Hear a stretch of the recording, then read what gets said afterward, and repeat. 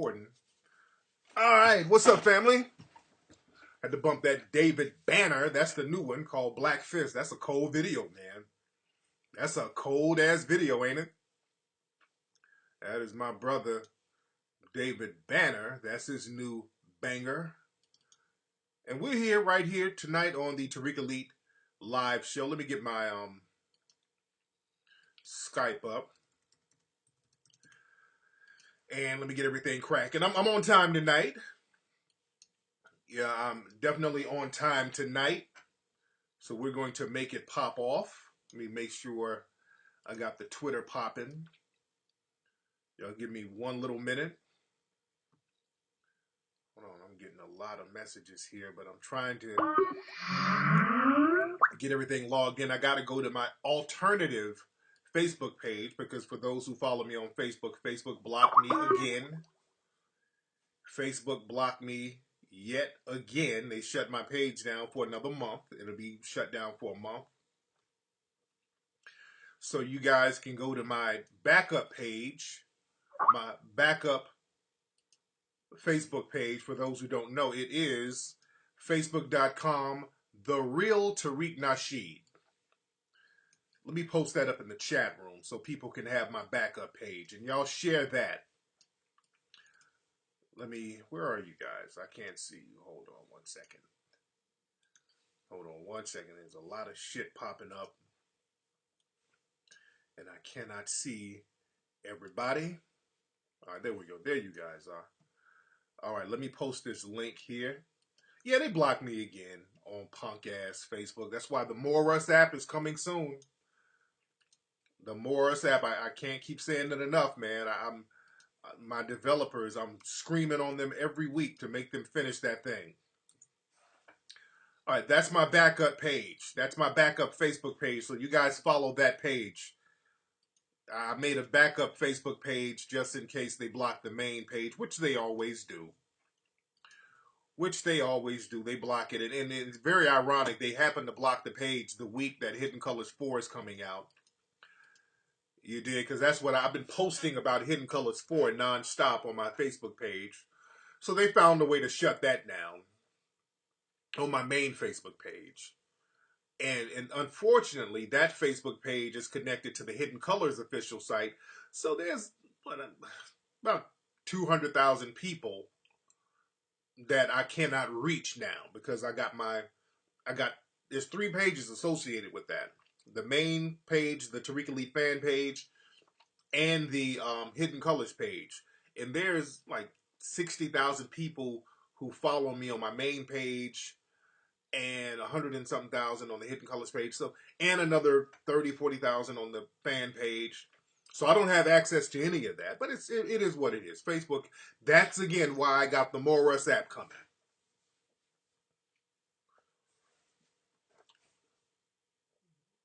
That's why the More Us app is coming. And the full app, it should be ready by July. It was supposed to be ready, and I explained this before, it's going to be ready in June, but all the features weren't going to be there. Like next week, the beginning of June, it's going to be ready. It's ready now, but all the features are not there. I want all the features. I wanted all that to be together. So all the features that's going to be on there, that's going to be ready by July.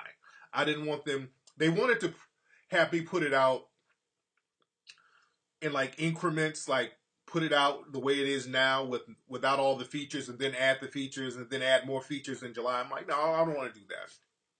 I don't want people to have to keep downloading the updates and all that. That's going to get confusing. I want it to come out the gate just with all the good features in it. And then later on, if we come up with more features, we can put that in there. But I want all the features that we discussed initially with my developers to be in the site already. So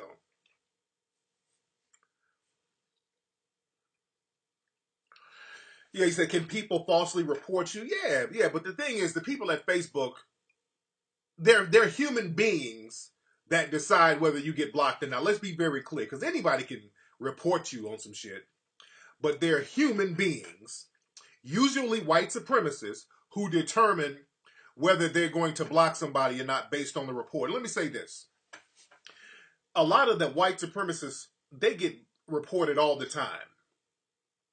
They get reported all the time. And I remember seeing, somebody sent me a screenshot of that dead picture of Trayvon Martin.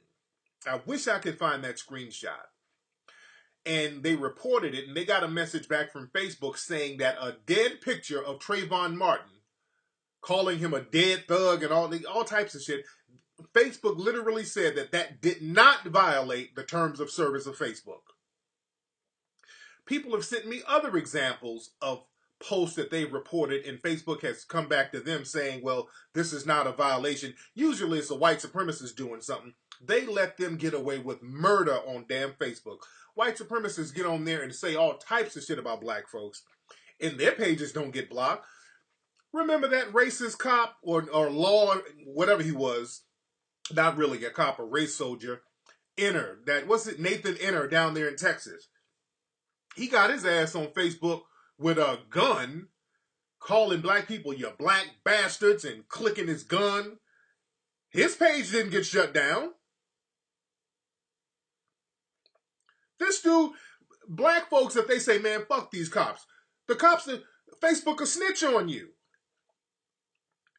Facebook will snitch on you and the cops will be at your door. If you say, man, fuck these police, man, the cops will be at your damn door. This dude was clacking a gun, threatening black people, and they didn't, nothing. And now what they're doing, let me tell y'all something else that they're doing. I found out that they're trying to pass the law now. I want to say there's some legislators down in Louisiana somewhere. But now they want to pass a law where if somebody threatens a cop online or says something bad about a cop, the person can be charged with a hate crime. Somebody sent me a link of that today. I'll see if I can find that for you. But they're talking about, you know, people be on Facebook like, man, fuck the police. They're trying to use the Civil Rights Bill to charge people with hate crimes for so-called threatening cops. So these white supremacists are slick. This is why I don't use the term. I never talk about police brutality. I always talk about race soldiers. The people that's brutalizing you, they're not police. That's why you got, and shout out to Brother Neely Fuller. That's why you got to be very clear on the words you use. You got to be very clear on the words you use. We don't have a police problem. The problem isn't the police, because the people, if you're targeting people based on race, you're not really a cop. You're a race soldier pretending to be a cop. Be very clear and use that term race soldier. That's why my man Neely Fuller was breaking down the code. If you're sending messages back and forth at the precinct, racial and racist messages about black people, you're not really a cop. So whenever people start talking about, well, Beyonce is anti-cop, no. I tell people all the time, I do not have any problem with a cop. Police are wonderful if you are a police. If you are a police officer. There's nothing wrong with a police officer. The problem is, these people aren't not police officers. They're pretending to be police officers. These are race soldiers. You can't be a police officer if you're targeting people based on race. There's nothing in the police manual that says do that. So therefore, you're not a cop. That's why I cannot wait till more Russ come up, man. Oh, yeah. But should America, okay, let me read. Somebody put the link up. Thanks, man. Good looking out on that. Let me read the link. This came out today. This was on Vice. It says, should America's cops be protected by hate crime laws? Do you see how slick these white supremacists are? That's why, black folks, you got to understand how to codify your language. You got to understand how to codify your language. They're talking to protect. The race soldiers have infiltrated law enforcement. They're blowing black people's brains out. There's a sister in San Francisco who got shot. I mean, black folks are getting slaughtered by race soldiers pretending to be cops. But they want to protect the rights and give them civil rights, the cops? using a civil rights bill that was designed for black people. So it's time for black folks you got to really get on code. You got to really get on code. And I really can't wait till the Morris app comes up, man. I really, really, really, really can't wait. Trust me, man. I stay screaming on my developers every time I talk to them. We have a weekly meeting, and I'm like, man, if y'all don't hurry the hell up and get this shit cracking, you dig? Man. So how's everybody doing? Shout out to, I was on a Titan TV. Shout out to the brother there over in the UK, and I'm going to be in the UK next week. I'm gonna talk about that Titans interview, by the way. There's a couple of things that I had an issue with, and I'm gonna talk about that in a minute. I'm gonna be in the UK. I leave next week, and I'm gonna do a lot of press. I'm gonna be back and forth from Birmingham, England, and London. The lecture screening we're doing is in Birmingham, but I'm going to be doing a lot of press in London. And it's like a 2-hour train ride. So I'm going to be back and forth out there that whole week. So we're going to have a good time out there. My Birmingham, England people, if you where are my UK people? Any people from the UK up right now? If you're in the UK right now, press 1. Let me see who's in the house. All my UK people, press 1. If you're in the UK right now. What's he say? You like the shape up? Thank you so much.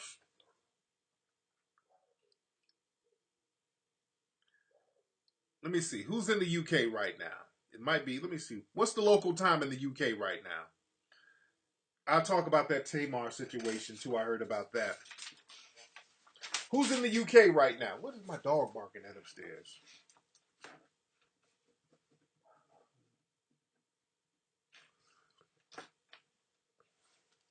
Okay, we don't have. Do we have any? Okay, I guess the UK people are not here yet. What time is it in the UK? Let me look that up real quick. Oh, that Soulja Boy thing. You say, what I think about that Soulja Boy $400 million deal? Nigga, if you believe that Soulja Boy has a $400 million deal, I have a bridge in Brooklyn to sell you. All right? That whole cockamamie story about Soulja Boy getting a $400 million deal. Really? Let's just use common sense. Really? Do you really think, and let's just be real, how many of y'all actually believe that Soulja Boy got a goddamn $400 million deal? Let's just be real. Not shitting on Soulja Boy at all, but I ain't no fucking fool, and don't talk to me like I'm a fucking fool. Let's be real. Who do you really believe Soulja Boy? And no disrespect to the young man. He's a young dude trying to make it, trying to survive. I'm not knocking my brother. But my man could be considered a one-hit wonder. He had a couple of hot songs, and I hope the brother has more. I mean, people give him a bad rap. They say that he's like one of the worst rappers ever. You know, they give the man a bad rap, and I'm not going to knock the dude. I mean, I get your money, but you didn't get no $400 million deal. Let's just be real. There was another fake story that came out a couple of years ago about Soulja Boy talking about he bought a $25 million plane. That turned out to be a lie. Let's just stop. I mean, Soulja Boy's like the Crispy of hip hop, just making up shit as he go along. Sometimes it's very easy for niggas to lie. And that's the problem. There's a culture of lies that we have, and motherfuckers just throw out lies so much, they figure, let me just make my lie real big. Didn't Soulja Boy get caught out there? He had like fake bundles of money, had like fake stacks of money. It was like $100 bills over a stack of paper. He had like cutouts. So come on, man.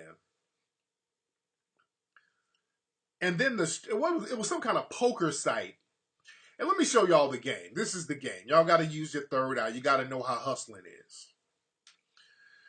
You got to know how hustling is. So it's this white company. He did cut a deal with some kind of startup poker gambling site. So basically, this site, this white-owned gambling site, that's a startup site. Basically, they put out a press release talking about, yeah, we cut a $400 million deal with Soulja Boy. Yes, we sure did. And the site, the website, the poker site, I mean, their stocks are less than $2. It's like a startup site. And this is what a lot of companies will do. A lot of companies will get started up and get on the stock exchange and put out stories about their company. Yeah, we're cutting billion-dollar deals. Come buy stock with us. So they put out a press release. They got Soulja Boy.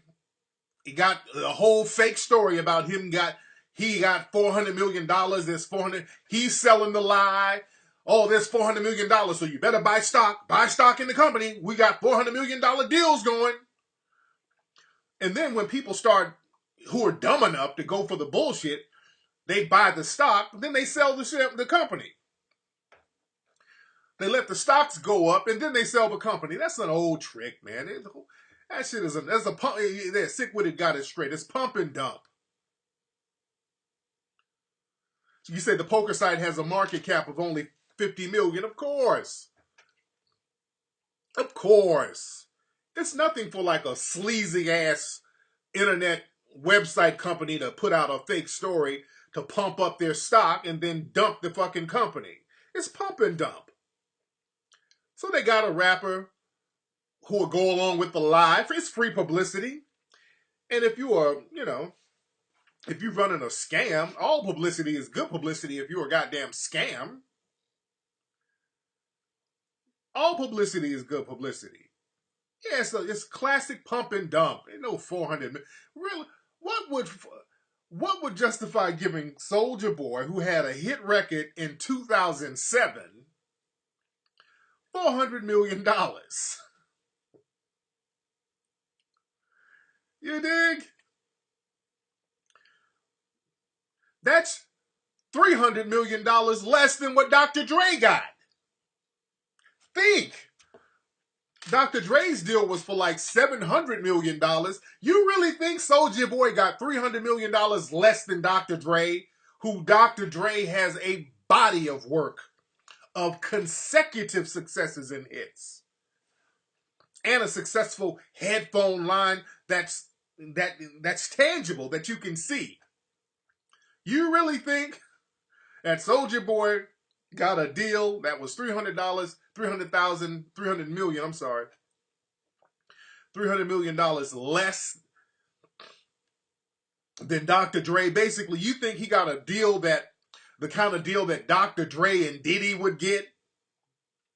Now, Dre deserved the $700 million, absolutely. Yeah, Dre's deal, yeah. And that was with a reputable company. It was with Apple.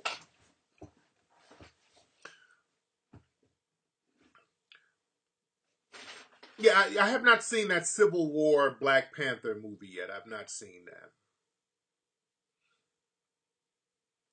I have not seen that. See, that's Mariah Carey money. What's going on with Mariah Carey? I was looking at some type of show the other day. My TV was on. I was just, how shit just be on TV. There was some kind of red carpet event, and they were talking to Mariah Carey, and she was acting real fucking pipish, man. Well, she was acting flighty as hell. She was on the same shit Kanye was on. Yeah, now my dude Nas Nas got some real paper, man. A lot of folks don't know Nas be making moves, man. Nas get money quietly, man. Nas has a shoe store. I think it's called, what is it called? 12 a.m. Run? 12 a.m. Run up there in Vegas. And I didn't know that Nas was one of the owners of Mass Appeal magazine until he told me. I didn't know that until he told me. So Nas got a lot of shit popping. Panther is pretty deep.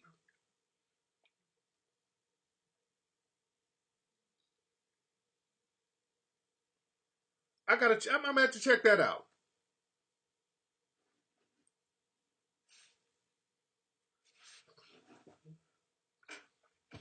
Yeah, Nas is doing it like you're supposed to do it. That's why people was tripping out on how his child support was. They were like, God damn. People didn't know that Nas was getting it like that. Yeah, I hate that Khalees has hit my brother up for that paper, but when they found out how much child support Nas had to pay, they were like, God damn.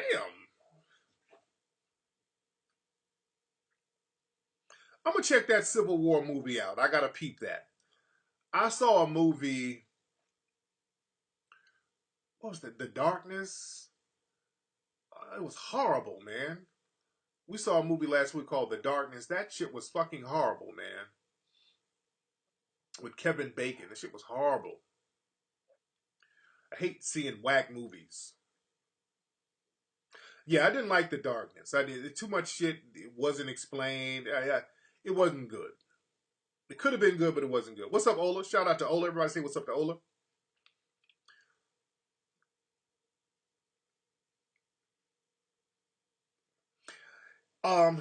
Now, again, y'all follow me on my main Facebook page. Y'all follow me on my main Facebook page, and this is the thing.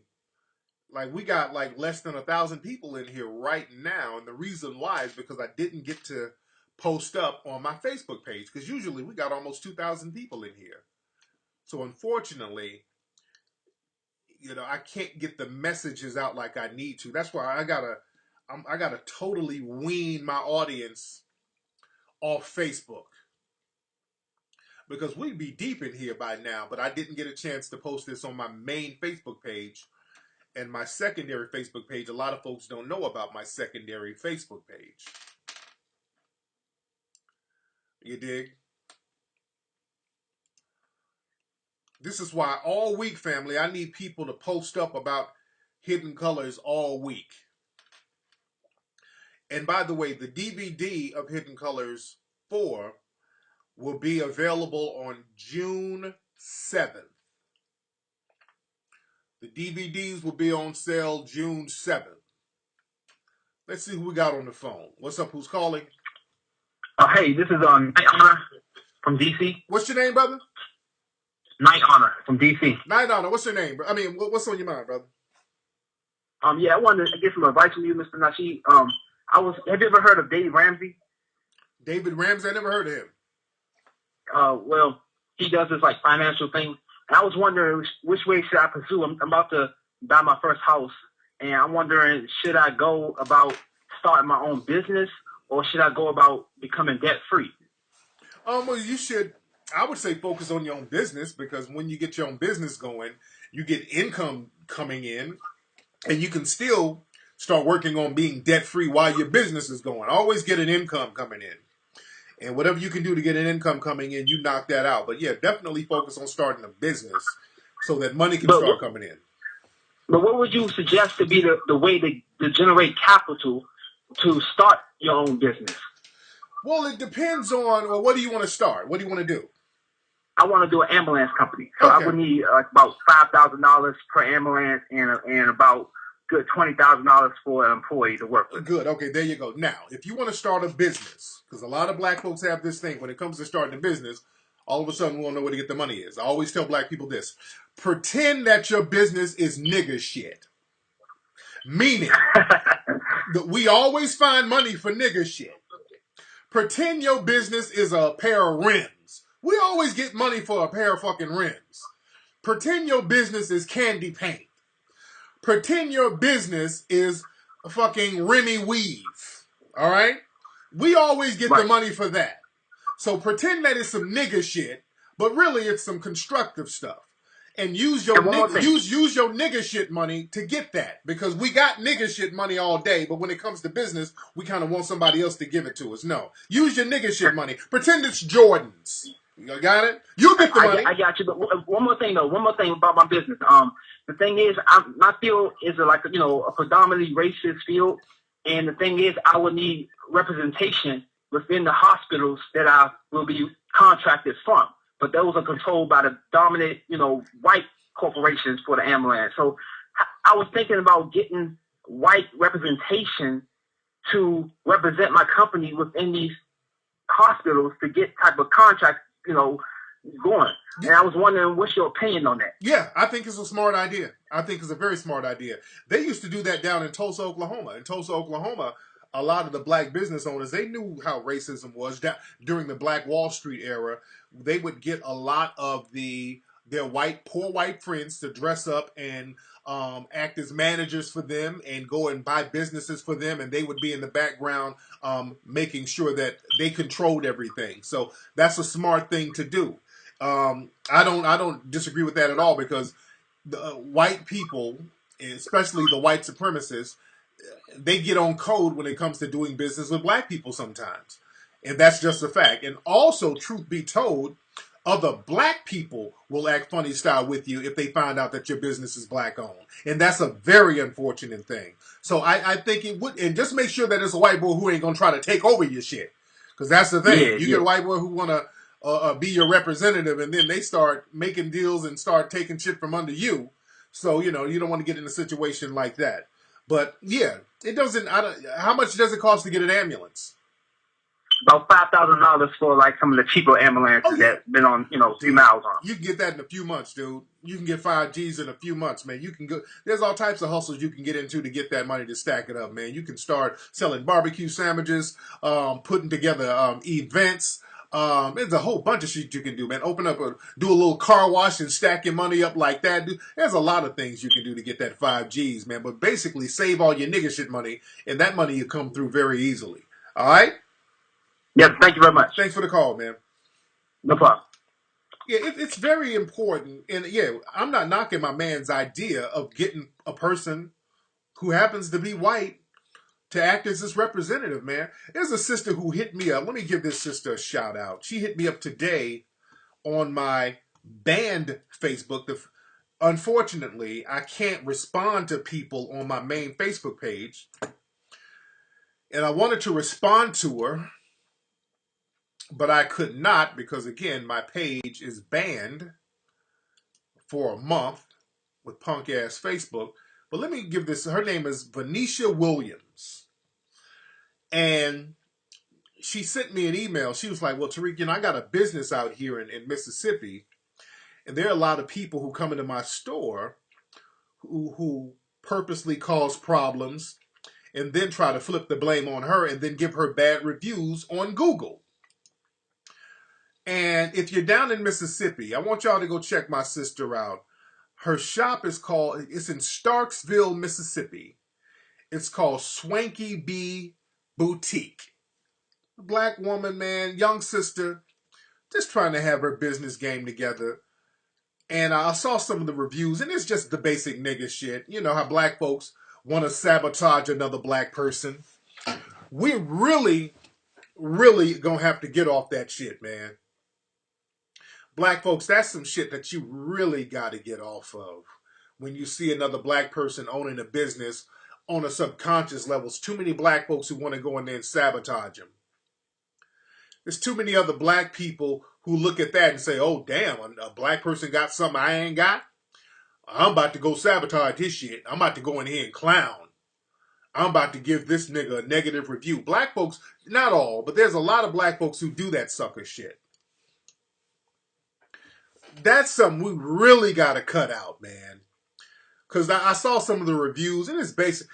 I went to their shop, and they had a bad attitude. I asked her, could this fit me? And the lady said, I don't know. You can just, if you like it, buy it. Oh, I was so offended. They're just whining. They're looking for reasons to be offended. These people like that, man, black folks, you get around other black folks, and you look for a reason to try to shit on them. It's that crab in a barrel shit. You look for a reason to try to shit on them. That's why I don't buy that. Well, I went to the black store. They had a bad attitude. And then you take your ass over to the Korean store who Their attitude is beyond bad. They'll blow your fucking brains out. Their attitude is real bad. They looking down at you and talking shit about you in another language, and you go to them every damn day. But the black folks you want to write fucked up reviews about. Got to cut that out, man. That's something we really got to cut out. But her shop is called Swanky Bee Boutique in Starkville, Mississippi. If you're in Mississippi, go support the sister and get her stuff online.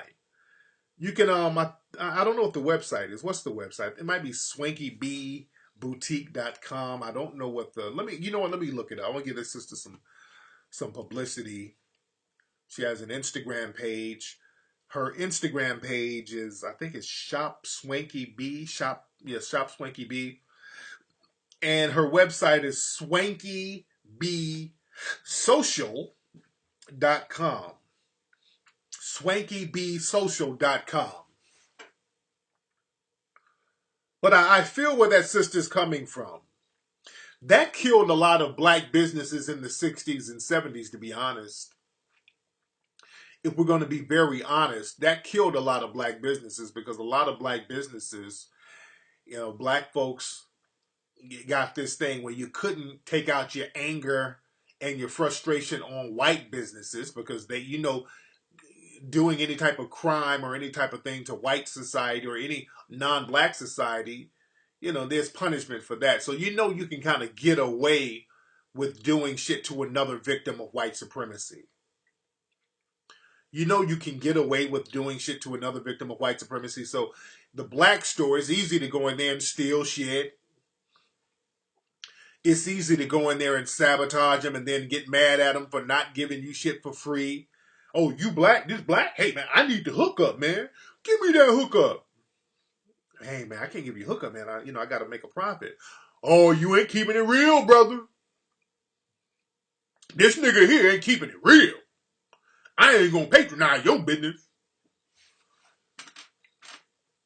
Yeah, you got that nigga shit that pops off. So I remember the last time we put out Hidden Colors 3, and it was one lady, she sent an email, and she ordered the DVD on Monday.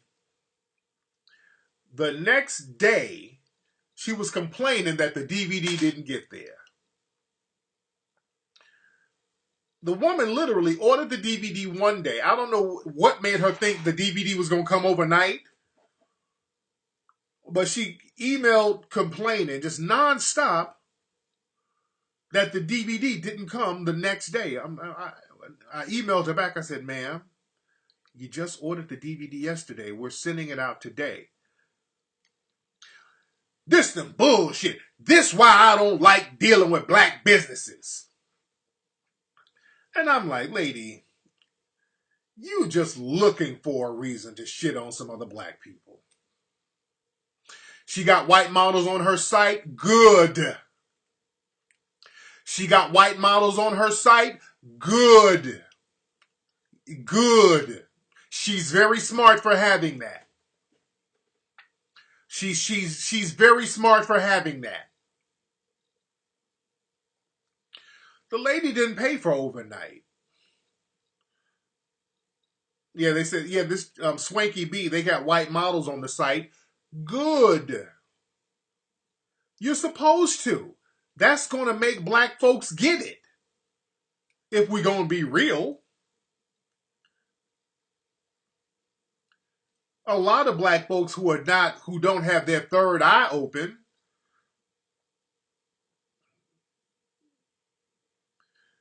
a lot of black folks who's on that slave nigger shit, they look for, if it's white people there, black folks are calmed down. Yeah, you say they were complaining about Tahuti? Yeah, I've been to Tahuti's shop out here in LA. Man, that man runs his business impeccably. He runs his business impeccably. I order from Tahuti all the time, man. Never had no problems. But again, I know how the Negro thinks, man. If they find out that you're black and you own some shit, black folks will start sabotaging your shit. It's that slave stuff, man. It's that slave mentality. But that shit goes right away when it comes to some white people. That's why it's good if you got a black clothing line or whatever, you put some white people in it. There's some shit that I'm going to start putting out. I'm not going to even let people know that I put it out. Under different names. Because I know how the Negro thinks. Not melanoid people, but the Negro. There's too many Negroes that'll sabotage it if they find out it's black.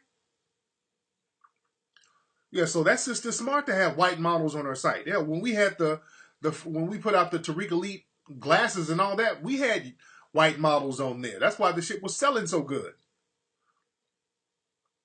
Because we were selling internationally. And also, and this truth be told, a lot of black folks, they want to see some shit with a white name on it or a white face on it because that makes them proud. That's why we brag about Louis, Gucci, Prada. We love white name shit. We love it. Black folks brag. White people, they can put out a sack of potatoes to wear with their name on it. And we'd be like, ooh, this shit is tight. And you'll brag about it, man. I got the new Gucci sack of potatoes. Ray! You brag about it. No, Mr. Ray, I did not see that. Oh, yeah, I'm going to get hey, man, I got some shit in the works. I'm going to put out some shit under the whitest name that y'all ain't going to even know it's me. Under Kirby Stevens cologne wear. You know, just the whitest name I can find, nigga. The Kirby Stevens line.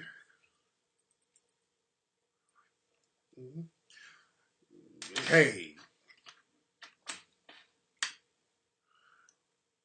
But, you know, people buy my clothes now because, you know, there's a pro-melanoid vibe to them. So that whole, if you got that pro-melanoid vibe, you'll rock with it.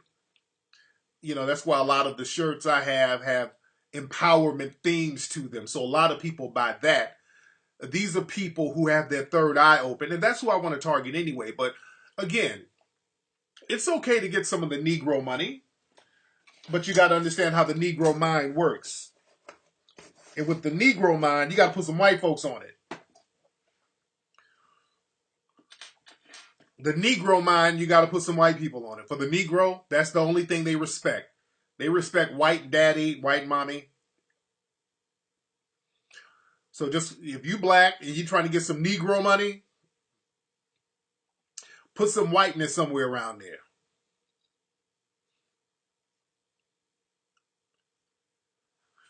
Let's see who this is. Well, I have the phone. I can't get the phone. But I'm gonna talk about that in a minute. I've been doing a lot of UK interviews this week. I did an interview with the BBC. I did one with the BBC last week, and then I did another interview with the BBC today. And the promoter over there, he has to keep me abreast of the times because they got to understand I'm on a different damn time frame. And my man told me the interview was at 9 o'clock. I'm thinking that the interview was at 9 o'clock at night here. And the interview was 9 o'clock UK time, but that's 1 o'clock here. So they called me early this afternoon, you know, trying to get in touch with me. And I'm like, well, shit, why don't y'all give me a goddamn heads up?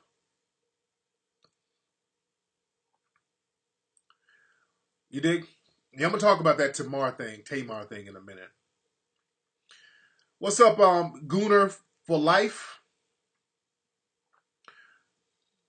There's a couple of interviews that I've done with the BBC, but I'm going to do a lot of stuff when I get out there.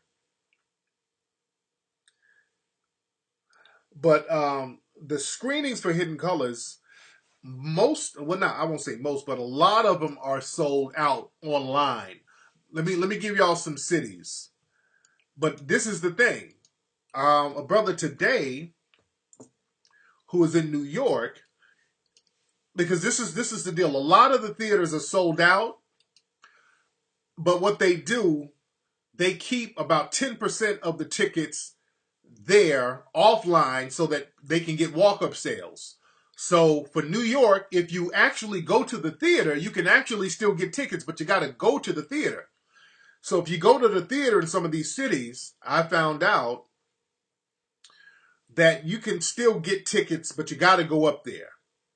So all my DC people, because both showings there are sold out, if you go to the theater in DC, physically go there, you can get tickets because they reserve some there. Washington, D.C., both showings are sold out online. St. Louis, the showing there is sold out online. San Francisco at the Oakland Bay, that area, the Clay Theater is sold out online. That's a big theater. That's like a 400-seater. And that thing is sold out, man. That thing is sold out. But again, go up there and get your ticket. What else? Philly, the Ritz East in Philly, that one sold out online, but you can go to the theater. Like I said, in New York, you can go to the theater there and pick up some tickets. Los Angeles is almost sold out. You can still get tickets online. That's a real big theater too. That seats like 450, and they're like, I think they're at almost 400 now, so you can still get tickets there. And again, all of these showings are going to be this Thursday. A couple of them are going to be on Friday. Houston is sold out at the Santikos Theater. That's sold out. Dallas at 7 o'clock is sold out, but let me look. There's still tickets available online for the 10 o'clock show in Dallas. You can now get your tickets in Chicago for the Chatham 14 Theater. Tickets are available now. The Plaza Theater that's showing Hidden Colors on Friday in Atlanta, that's sold out. The Midtown Arts Theater that Thursday, the 7 p.m. show is sold out, but the 10 p.m. show, there are tickets available. And other theaters, you can get your tickets in Baltimore. They got tickets available at the Senator Theater. Carver Theater in Birmingham, Alabama. Kendall Square in Boston, they're available. Charleston, South Carolina, the Terrace Theater, that's available. Denver, Colorado, the Esquire Theater, get your tickets there. Detroit, the Main Art Theater, get your tickets there. All of these tickets can be sold on HiddenColorsFilm.com. Hartford, Manchester, Connecticut, tickets are available. Norfolk, Virginia at the Narrow Expanded Cinema, tickets are available. Raleigh, North Carolina, the Rialto Theater, tickets are available. San Diego, Ultra Star Cinema, tickets are available. And in the UK at the Millennium Point Auditorium in Birmingham, England for Sunday, June 5th, tickets are available. You get all your tickets at HiddenColorsFilm.com. You're in DC, MovieTickets.com. Let me see. They got it on MovieTickets.com. Let me look at this. Okay, I gotta actually look at this site. Yeah, some of the tickets are sold on Fandango and all that stuff. Yeah, so man, hey man, this thing has been selling out, and it's going to be sold out, Thursday. By Thursday, it's definitely all of the screenings are going to basically be sold out. That's a great thing. These theaters are like tripping on how successful this thing is. The theaters are calling me in shock, like, how in the hell are you doing this? How in the hell are you selling out all these damn theaters with this independent film going up against all of these major films? You dig? Yeah, I make money off the tickets. Yeah, of course. Yeah. And also, a lot of these promoters that I'm working with, there's a lot of brothers out here who I put on as promoters in some of these cities. They're making paper. A lot of people are making money now with this. The Hidden Colors thing has become a cottage industry. Shout out to Brother Jabari out there in Baltimore. My man is making money hand over fist. Shout out to the promoter in San Diego, the promoter in Florida. Ola, he's doing the promotion out there. So there's dozens of people making money with this, with the screenings. A lot of people are making money. I make money for people. When people come around me, I'm in the business. I'm doing business. What's up, baby? Come here. My lovely wife and babies are home. You just got in, baby? Mm-hmm. So they had fun at the park? Yeah. Oh yeah, you bought your ticket in Dallas. Yeah, shout out to the promoter in Houston. My man, they're happy. The promoter, they're making money. They're making money hand over fist. Basically, with these promoters, I didn't handed them a bag of money because the screening fee wasn't that much. The screening fee wasn't that much at all. So I just handed all these promoters just bags of money. That's it. Because I could have done it. I could have done the groundwork, but I like to pull other people in and let them get in the game and create little networks with people. I like doing that. So when we go to these cities, we have promoters that we have relationships with. And if I need to do another event, I got a relationship with somebody who's out there in the game. So we got foot soldiers out there. So I like doing business with brothers like that. You know, I like promoting stuff on my own too. How they get their money back? Well, basically from the ticket sales. Hey, what's up, honey? How are you doing? Yeah, from the ticket sales. What's up, Seer? Look at my big boy. Look at Seer with this damn pacifier in his mouth. What's up, big boy? This is my big little boy. And we're still trying to come up with a name for the other baby. We cannot come up with a name for shit. We cannot come up with a name for nothing. What's up, TJ? And TJ's getting big. What's up? Yo, what's up? That's TJ. Hey, that's TJ. Well, oh, what y'all knocking over? Pick that up. Oh. Pick that up. Yes, he's getting big. Yeah, and also, see, not only do they make, yeah, I'm talking. Yeah, not only do the promoters make money from the ticket sales, some of the venues, don't start tearing up stuff, Siri.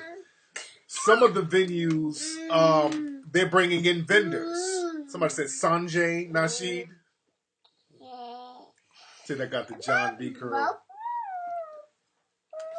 Super magnetic Nasheed, hilarious. But I'm gonna be at the one in L.A. Let me give him that. Yeah, get that thing. Okay, get him. You want wing stuff? Y'all gonna? I could eat a couple of wings. You going up there? You ordered? I got it already. You did? Okay. All right. But like I said, some of the promoters, what they do, they'll bring in vendors. So not only do they make money from the ticket sales, after they pay us the screening fee, they get other vendors to pay to sell their stuff up there. So, you know, it's a nice money-making endeavor, man.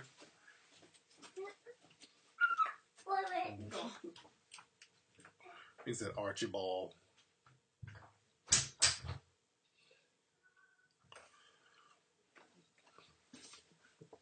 Nigga say Quantrell Nashi. So, yeah, but yeah, there's a, you know, the film is very successful right now. You know, it's very successful, and that's a good thing. There's a lot of hard work put behind it, man. There's a lot of hard work put behind it in the theaters. You know, they're the main company I'm working with is Landmark, and you know they had a good deal going on with them, and they're real excited because of the success of the other Hidden Colors film. So these people, when I call them, they're very happy to do business because we get to do the theaters on a Thursday night, which is usually a slow night for these theaters. And that's why I like to just have it in basically for one night so that I can hurry and get the DVD out. And, you know, they're willing to do business because Thursday night, you know, normally they wouldn't make a lot of money anyway. So now they're making money hand over fist at these theaters. Not only with the ticket sales, they're getting their cut out of that, but they also make money off the concessions. That's where the movie theaters really make their money. They make most of their money off the concessions. So all those bodies in those theaters, man, they're going to make a grip. They are going to make a, oh, we got enough this time. Oh, we ready. We are ready. Man, I done hired on new people at my office out here in L.A. Yeah, I got some new employees coming in tomorrow. So I'm training tomorrow. Oh yeah, we ready. We ready now. We are ready. We're gonna hit the ground running with this one, man. Yeah, so y'all gonna be in there eating, $20 popcorn and all that stuff, but it's gonna be worth it. Yeah, that's where they make their money. Knowledge, there is sound. What are you talking about? There's no sound, nigga. Your computer's just janky.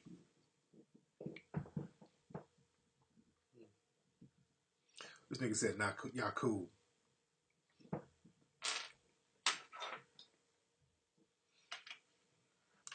Don't be sneaking in your own snacks. Sky said he bringing his own snacks. Don't be in there doing nigga shit. Don't be in there sneaking Subway sandwiches in your lady's purse, nigga. JD said, answer the phone. What's up? You said, would I charge a 25-year-old dime to the game if her job is whack? What you said was, I couldn't read it. What's up? Who's calling? Hey, Tariq. Hey, were you in the chat room asking me to answer the phone? Yes. Oh, okay. And I just had to mute you on my computer. Oh, okay. There you go. Now, what's your name, sweetie? My name is Jasmine. Where are you calling from?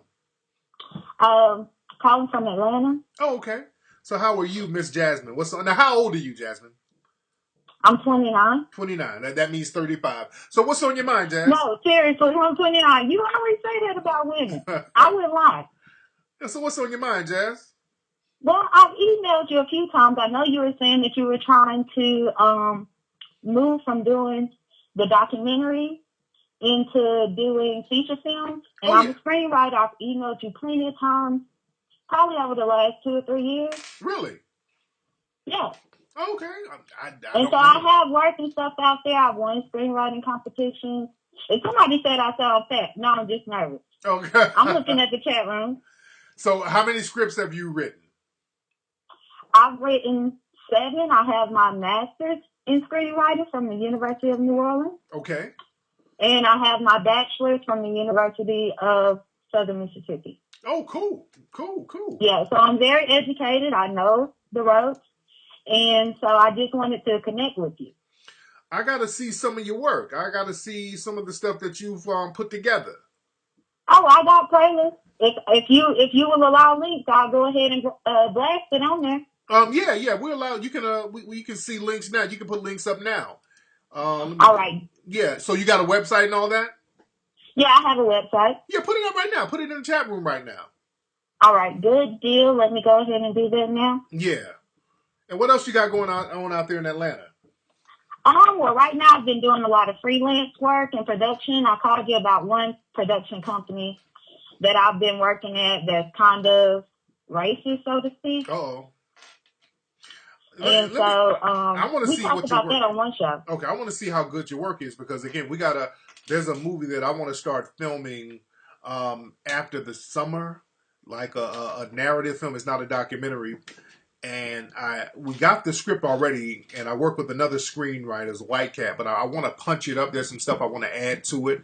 So I wanted some help on that. So I wanted somebody who's very thorough on that. So if your work is good, I'll definitely see what's cracking and see if we can do some things.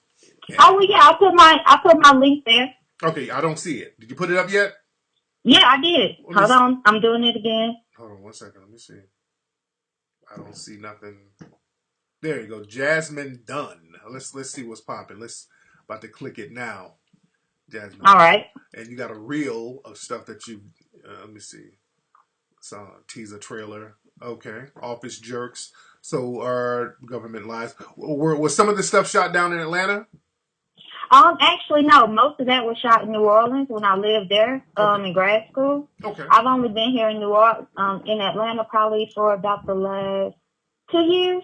Okay. But most of my network of people who have the trailers and or who actually have the equipment to use, they are still in Baton Rouge in New Orleans. Okay, so you were doing some stuff on the Toya show, Family Affair. I'm looking at your resume. Mm-hmm. Okay, cool. I'm legit, Tariq. Okay, we're gonna have to. I've been working for a very long time, since 2009. Okay, we're gonna chop it up for real. We got to chop it up. I want to see one of your scripts so I can read over it. I got a clip of one of the last movies that you wrote, and this the clip right here.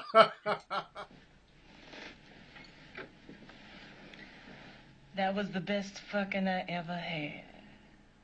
Yeah, that's because you've been dealing with the ace. You gotta leave? Where you going, sugar? I got business to take care of.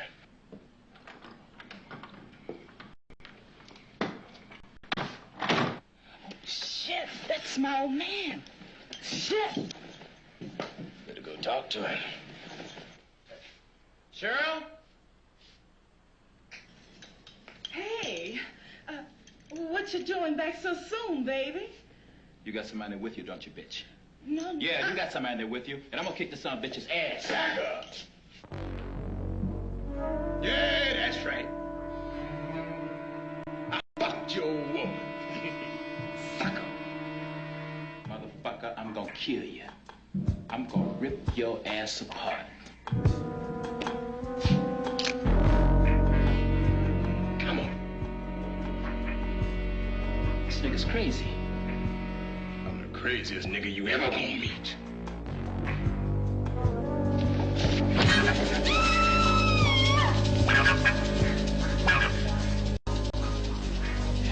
Yeah. I'm gonna cut you every which way but loose. I'm gonna kill you.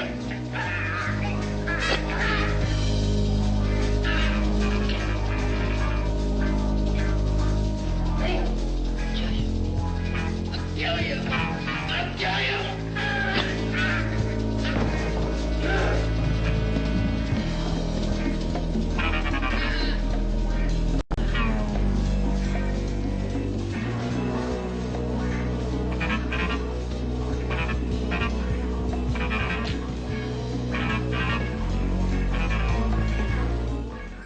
That's the great JD's Revenge right there.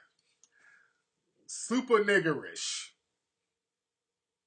Super niggerish. Man.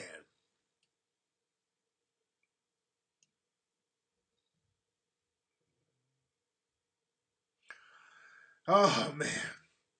But yeah, I want to chop it up with Jasmine. I want to chop it up with her. And if she's thorough, we can see what's cracking. I can get her to work with me on the script that we have. I want to shoot this movie. I don't want to give too many details about what it's about, but it's kind of an action thriller, and it's going to be like kind of a found footage style. So it's going to be easy to shoot, but I wanted to shoot it out here, but we would have to do like do a guerrilla style out here. So I'm thinking about either doing it in New Orleans, speaking of New Orleans, or Atlanta, or Detroit. Somewhere where you can film and you ain't got to pay these crazy fees. See, in Los Angeles, they got crazy ass fees out here to film. And they don't have those fees like in other cities like New Orleans and Atlanta.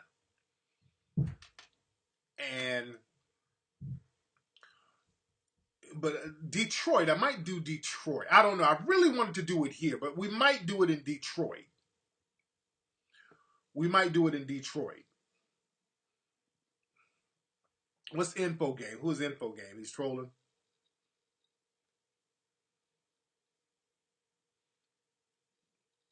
I can't read all that stuff.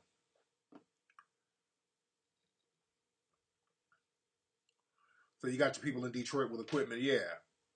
And you got your people in New Orleans with equipment, okay. Yes, yeah, we will be hiring actors. And I'll probably get actors out here and bring them down. And, we'll need extras and all that. So whatever city we're in, we're going to need people for the background work and all that. But I got a very good idea for it. The script is done. I just need to punch it up. There's a lot of stuff that we need to add to the script. Yeah, what's up, businesswoman? Thank you. Yeah, like I said, was it yesterday? I think it was yesterday. I did an interview with Titan TV. That's a brother out there in the UK. What's his brother's name? Calum. I think his name was Calum. Calum L, something like that. And the interview was cool. That we talked about a lot of stuff.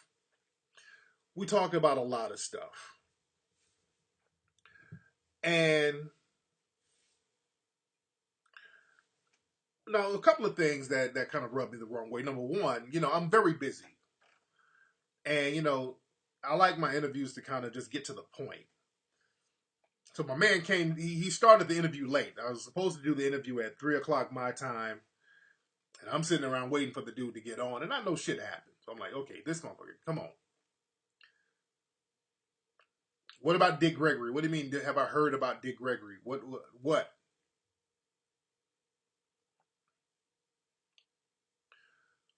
What about Dick Gregory? Somebody said something about Dick Gregory. What about Dick Gregory? And I know there's a few seconds delay here. Yeah, my man, the dude I did the interview with, he's kind of one of these dudes who kind of likes that controversy thing. And that's really not my get down, man. And anyway, like I said, my man was a few minutes, or now about 20 minutes late for his own interview. I'm like, okay. So I was about to bounce. His book was used to make a sly comment at this college. Okay, I don't, dude. I don't know what context you're talking, dude. I'm thinking something happened to the brother, and it's something that I got to understand the full context, and you ain't giving out the context. So I'll find out later, brother. I don't need to. I hate niggas giving me increments of information that I don't know what the fuck you talking about. Just, all right. But the Titans TV, hold on.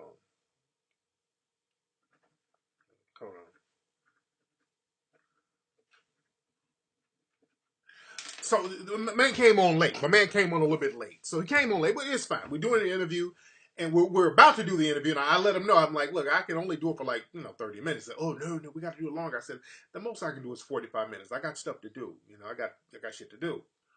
So my man was kind of trying to rehearse stuff and rehearsing the questions. I'm going to ask you this. So, no, just let's get this shit going. I don't have time to rehearse this shit. Let's just freestyle. Let's get it. That's another thing about UK people. UK people, I've noticed this a lot. A lot of brothers over there in Europe, they got this thing and they're like, fuck your time.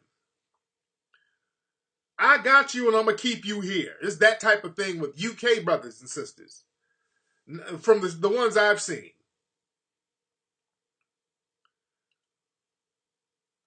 And I'm like, okay, brother, let's get this thing going. So we get the interview going, and we're talking about some stuff, and I'm answering the questions, and then they taking comments, and then there's Crispy, all in the chat room trolling. Now, Crispy, every time I do an interview, he's showing up trolling. That's Crispy's job. This nigga literally follows me around everything I do. He's trolling, mentioning his name in the damn chat room, just trolling nonstop. Saying the same shit over and over again. And we're talking about different stuff. He asked me about the Zaza and Professor Griff stuff, trying to get some controversial statements, which I didn't really go too deep into that. I'm like, I didn't say anything negative about them. I'm not going to do that. I'm like, okay, hopefully they can get it together. So I'm just being very diplomatic about stuff. Then he asked me about Crispy doing a debate with Brother Polite, and I'm like, dude. First, he asked about the conscious community because he has a lot of people from the so-called conscious community on his show. And then he started talking about Crispy debating Brother Polite. I'm like, dude, that's the problem right there. That's the problem right there, man. That's the problem right there. I said, brother, we can't be talking about serious shit and then mixing it in with dumb, insignificant nigga shit. I'm like kind of offended you asking me some shit about, I know we're talking about the conscious community, but I just don't ask me about fucking Crispy though. Don't ask me about Crispy. That's why motherfuckers in the so-called conscious community are not taken seriously. Because when it comes time to talk about serious shit, y'all bring in dumb shit. When you're talking about something serious, don't bring in Crispy. Don't bring in an insignificant, nobody ass troll. Crispy is a professional nobody. This nigga's a professional loser. This nigga has made his loser status work for him by just getting attention any way he can. Who gives a fuck about Crispy? There's a nigga whose career I destroyed. The nigga is now reduced to getting support from white supremacists. That's his only thing. Who gives a fuck about that? And I don't know too much about Brother Polite. I've seen Brother Polite debate before. He ran circles around SETI, from what I've seen. So no, shout out to Brother Polite. I don't know too much about the brother's work, but I don't know why Brother Polite is debating Crispy. I think that's a downgrade to debate a fucking loser, nobody ass, nothing nigga. It's like, debate, even mentioning a coon's name like that gives him any kind of recognition, makes a coon like that relevant in their own mind. I don't get why. What's the prize for proving that he's an irrelevant coon? You dig? He has nothing to lose. See, that's the thing about debating somebody. You debate somebody who kind of has something to lose, where you can shut them down. You don't shut somebody who's already, I've already fucked his career up, so I don't, You debate somebody who's a complete loser. That's like debating a fucking homeless crackhead. You really don't get no props. I'm not talking about Brother Polite, but I'm just saying it's hard to get props defeating somebody who already ain't shit.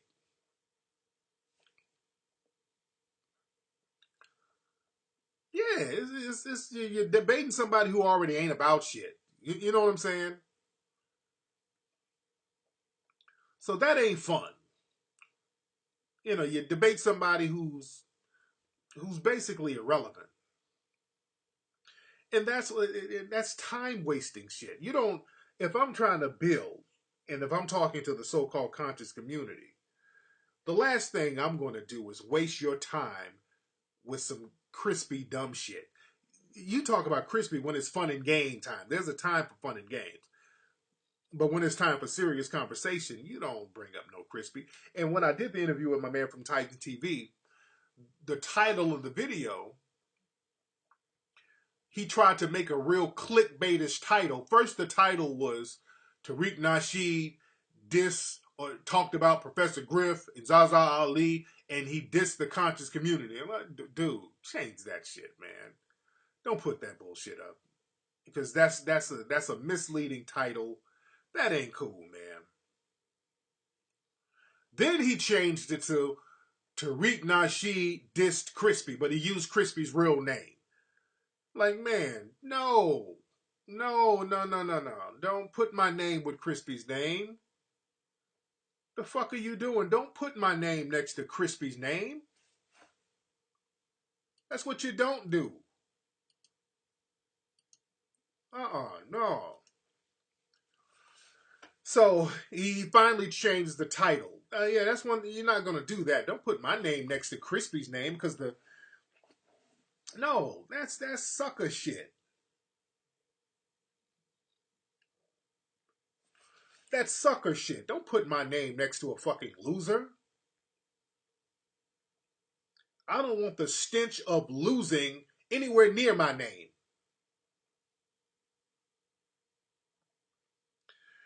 So yeah, I don't like that clickbait bullshit, man. And people who even mention Crispy, it's always an air of bullshit around them. That's why if people mention Crispy, anybody who rocks with him, you're just not taken seriously. Anybody who even entertains Crispy seriously, I don't take you seriously. That's why a lot of people, man, if I find out they've done anything with Crispy, I don't want to work with them at all. Like, what's that young lady's name? It was a young lady, what's her name? This chick, she was going through some shit. What the fuck is her name? She was living in a car. What's her name? Because she kept hitting me up. What is that sister's name? Hold on one second, fam. I gotta delete something because they say my startup disk is almost full. What is that sister's name? It's a sister.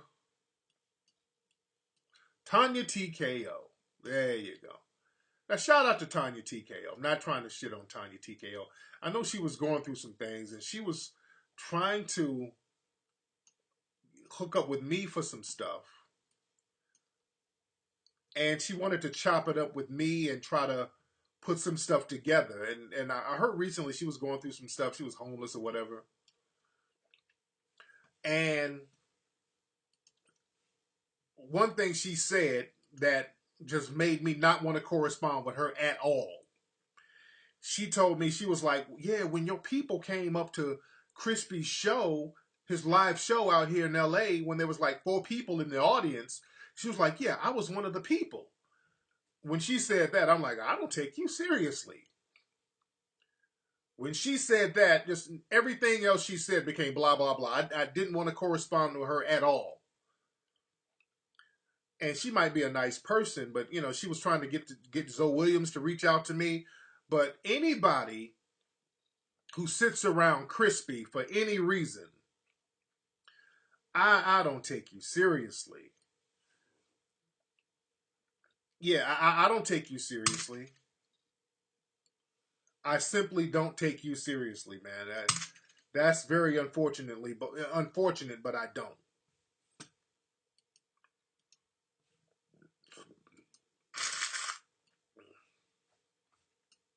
Yeah, so the fact that now she got in a situation where her money was fucked up, well, I can understand why. Look at the kind of people you patronize.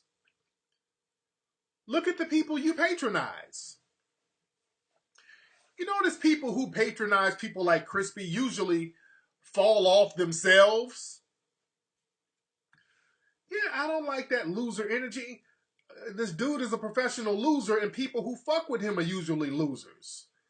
And loser shit happens to you.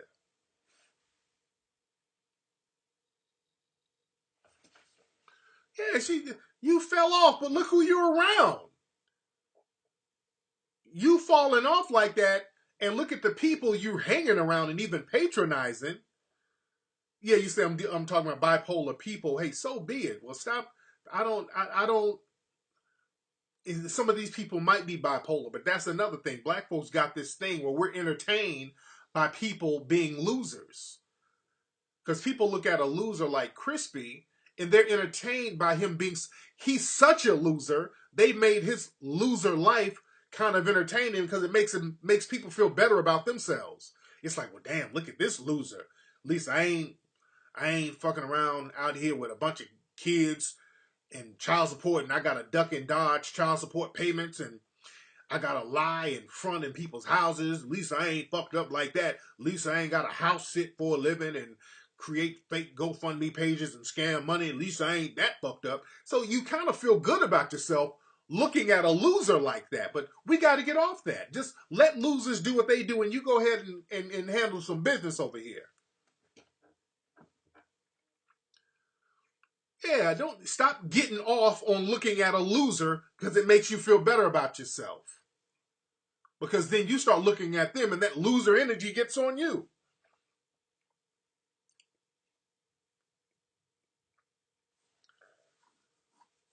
Yeah, I have no desire to look at a loser nonstop. A nigga just lying nonstop and scamming nonstop and buying his YouTube views. And a nigga who can't even get 10 people in a damn hotel room. Niggas doing Motel 6 lectures and can't get fucking 10 people in there. That's loser shit. That's sad. But black people like that shit. Certain, not all, but there's a few black people who kind of like looking at a fucking loser because it makes you feel good. Man, you start falling off looking at that loser shit. Come on, man. Y'all got to get off that. Yeah, y'all know, don't bring that no crispy coon up when we talking about something serious. Yeah, I'm cool on that.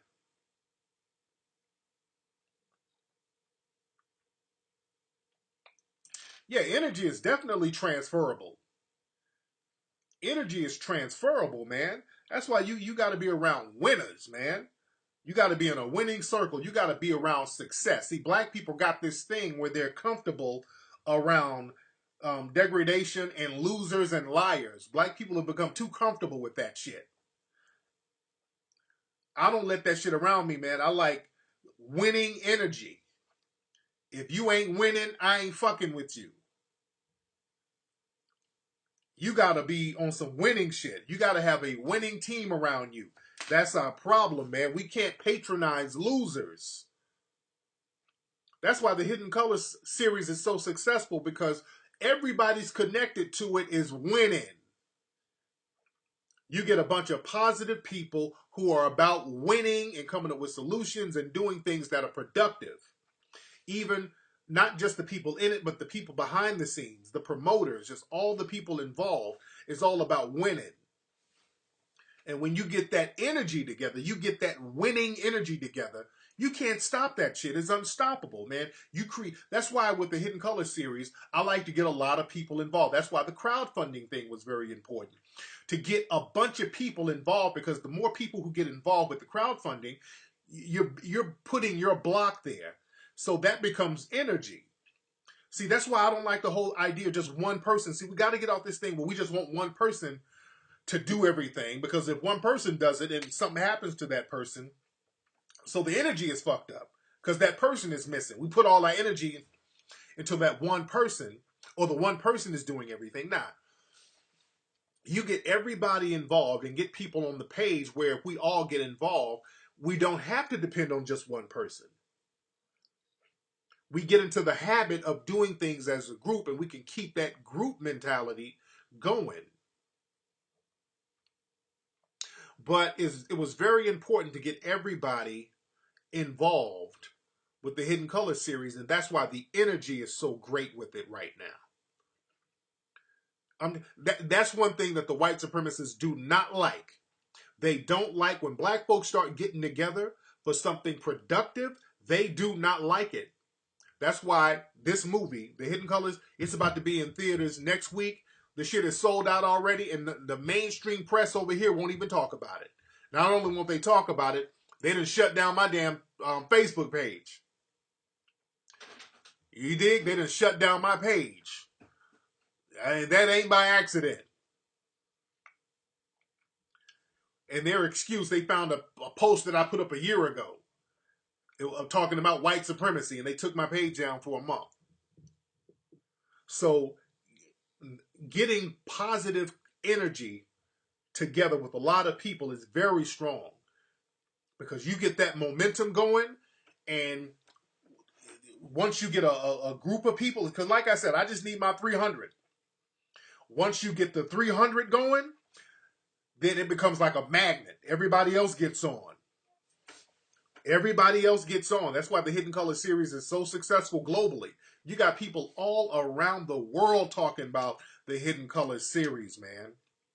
You got people in the United States, in Mexico talking about it, in the Caribbean, in Canada. They're trying to bring me to Canada, in the Polynesian islands, all over Europe. I'm going to Europe next week. Brothers in Africa, South Africa, they're trying to get me to go there. Over to Liberia, Ghana, they're trying to get us out there. Brothers in Asia. The world is talking about this shit right now, man. And I cannot wait till more Russ comes up, man. Y'all don't understand. People like, when is more Russ coming? Man, y'all don't know how vehemently I'm working to get this thing popping. More Russ will definitely be ready by July. It will definitely be ready by July, which is a little over a month from now.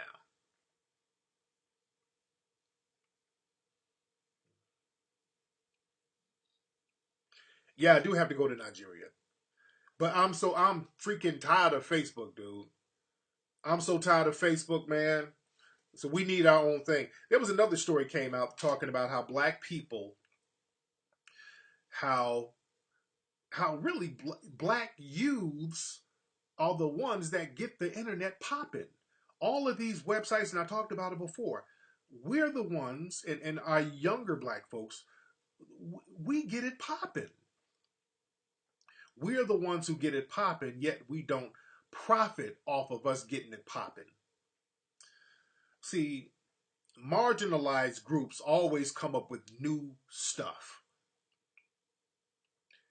And the thing is, we come up with new stuff, but we got to know how to capitalize and profit off of it so that we can benefit off of it and second generation the benefits. We got to stop doing things to make all of the Zuckerbergs and all these people rich and make these people billionaires. And the minute we start talking about something productive, they shut us the fuck down. And then they clown people like Kanye. Did y'all see my last show? Hear my last show I was talking about? Yeah, that's true. I'm making everything bug free, making sure there are no bugs on it, making sure there are no problems.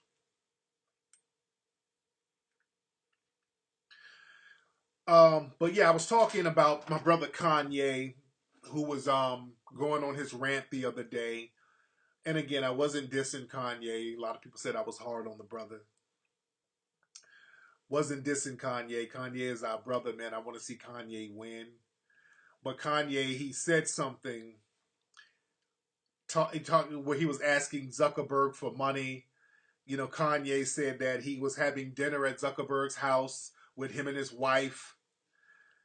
And you guys can go to YouTube and check out that video or the podcast I did talking about that. A lot of people enjoyed it.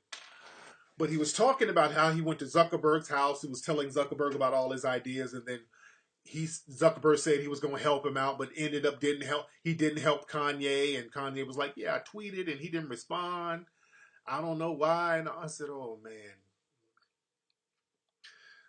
Kanye, my brother, Kanye, I love that brother. He really don't understand white supremacy, dude."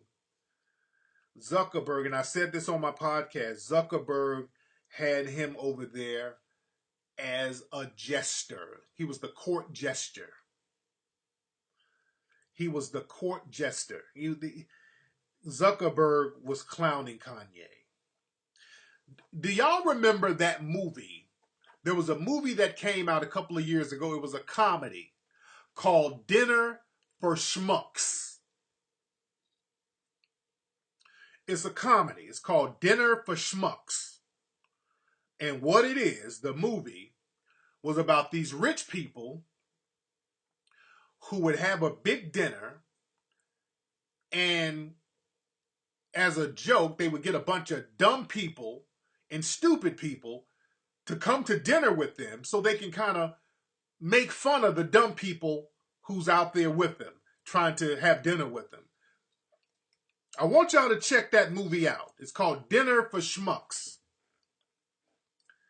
Yeah, Steve Carell is in it. So they find people who are kind of stupid and invite them to dinner. And the joke is they got this stupid person here with a bunch of wealthy rich people talking stupid, but he's thinking that he's rubbing elbows with rich people, but they're secretly making fun of him. That's what they were doing with Kanye. The white supremacists do that for real. They do that for real. Yeah, each rich person brought in a stupid person. A person who's a dummy, a person who's a schmuck. And that's what they were doing with Kanye, man.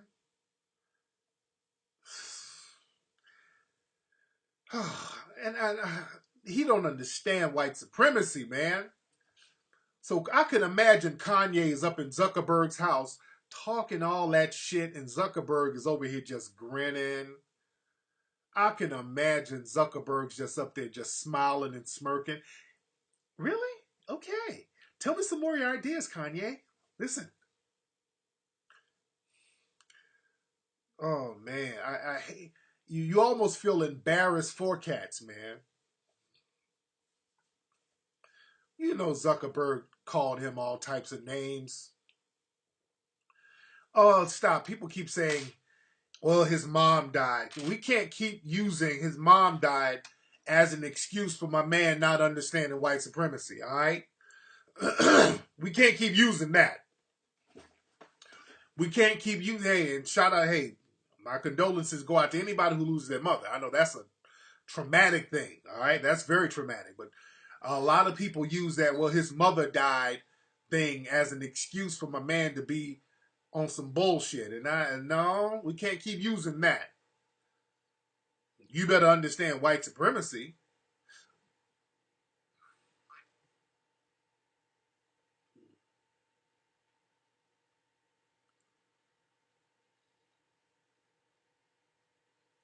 Yeah, it said Zuckerberg said he was giving him 53 million. He really thought Zuckerberg's gonna give him some $53 million? Talking about, well, I got ideas. Like, Kanye, really, brother, do you think these people need your ideas? They know what needs to be done. See, that's the thing. Black people, he don't understand white supremacy. That's why I'm going to have those white supremacy courses.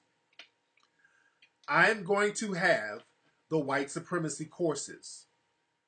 Because if you're sitting up here thinking because you got some hit records that you're teaching the white supremacists something, like Neely Fuller said, the white supremacists are collectively the smartest people on the planet, and that is 100% true. The white supremacists are smart.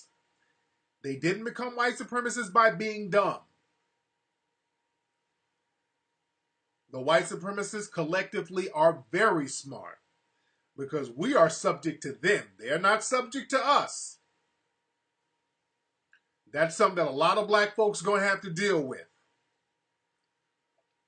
Collectively, now there's some of us who figured the game out a little bit, but it's a handful of us. Like y'all know the game, but for every black person who knows the game, there's 100 when they see Hillary Clinton doing the Dougie and the Nay-Nay, their hearts light up. They're like, oh, she really likes us. Back to the drawing board.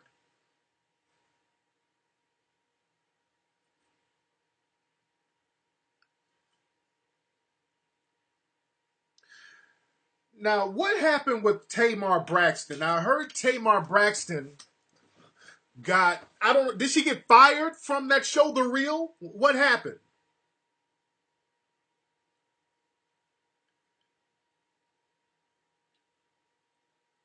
Do we think we should have a black version of YouTube? Um, that I don't know, because we already got YouTube. So, see, the thing about it, YouTube only has one function to post videos, and that's it.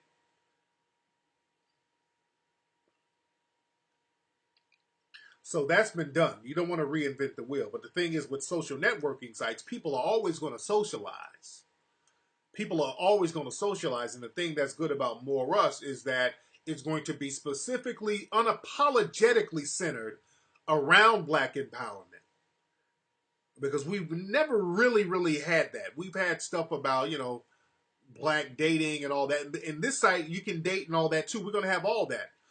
But it's going to be centered around ultimately black empowerment, and that includes black empowerment when it comes to dating, black empowerment when it comes to business, black empowerment when it comes to education.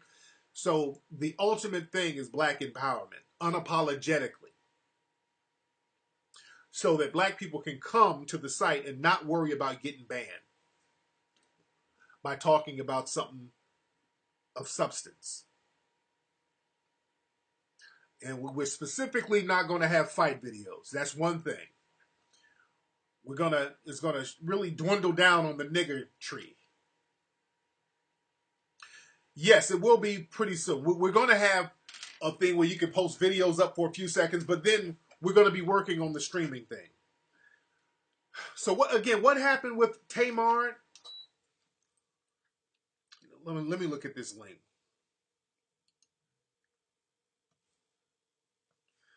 Okay. I saw that it's a very coded message that she put. So I need somebody to give me the clip notes. I don't have time to read through a coded message. Did she get fired? What happened? What I think about the largest gang raid in New York history, I talked about that before. That happened when I was out there.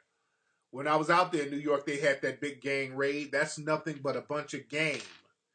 Those dudes all were not gang members. Black folks, and that's another thing. That's why the white supremacists collectively are smarter than black people.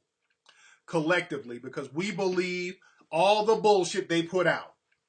That's why they win, because they know how to run game on us, and then we believe it. Do you really think that all those people they got in the Bronx were gang members?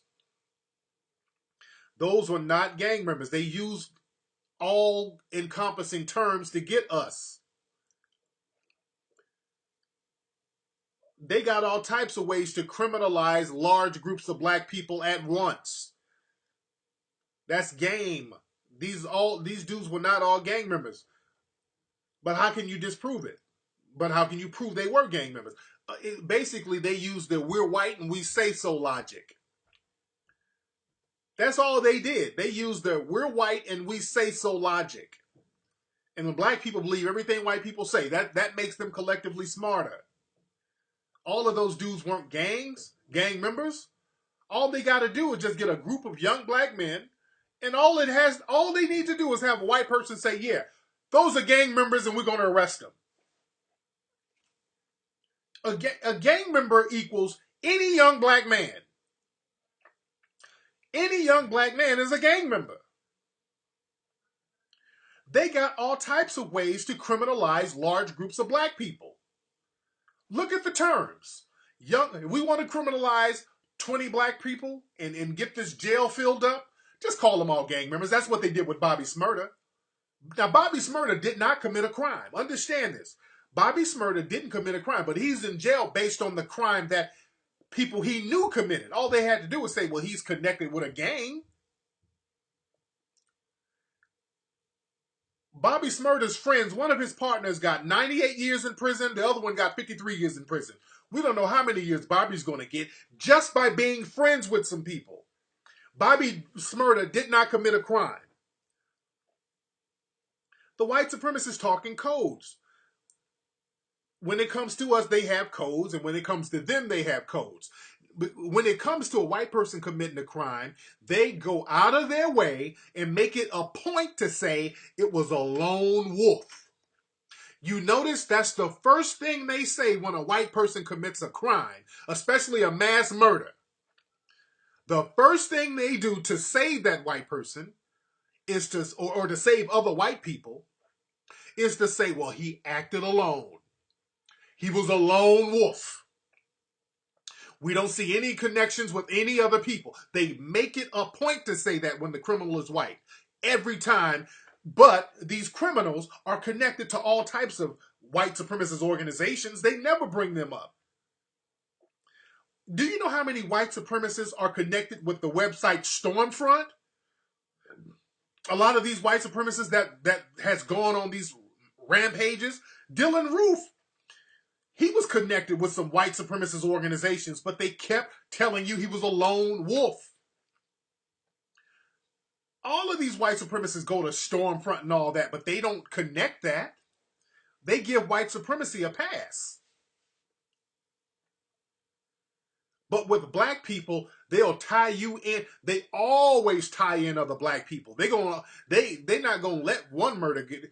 They're not gonna let one criminal go off. They're gonna get a 10 for 1.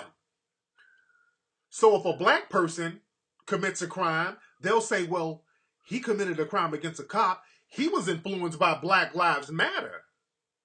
So Black Lives Matter is the problem. See that? They just arrested a dude in Maryland, I think, for trafficking. I think he was pimping some 17-year-old chick. They started calling him Black Lives. Well, a Black Lives Matter leader. Now, he ain't really have anything to do with no Black Lives Matter, but we're white and we say so. That's the logic. So that's how they can criminalize large groups of black people.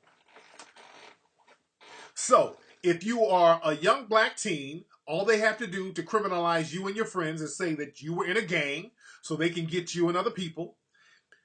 If you are a black person who's an activist, all they have to do is say, well, he's a Black Lives Matter associate, and then criminalize you and other black folks. If you are a radical black person and you do something or commit a crime, oh, he's a Black Panther sympathizer. See? And then criminalize the Black Panthers and any other militant so-called black person. Sometimes they'll get real slick. That black person is an ISIS sympathizer. See those words? See the wordplay they use? And black folks are so dumb, you be like, man, he shouldn't have been sympathizing with ISIS. They can criminalize us anytime they feel like it, dude. That's how white supremacy works. It's I'm white and I say so. It's I'm white and I say so. You're in a game because I say you're in a game. And out there in Baltimore, and I talked about this when I went out there in Baltimore, the white supremacists were out there talking about the black guerrilla family and the Crips and the Bloods are all getting together to fight cops, which was a complete lie.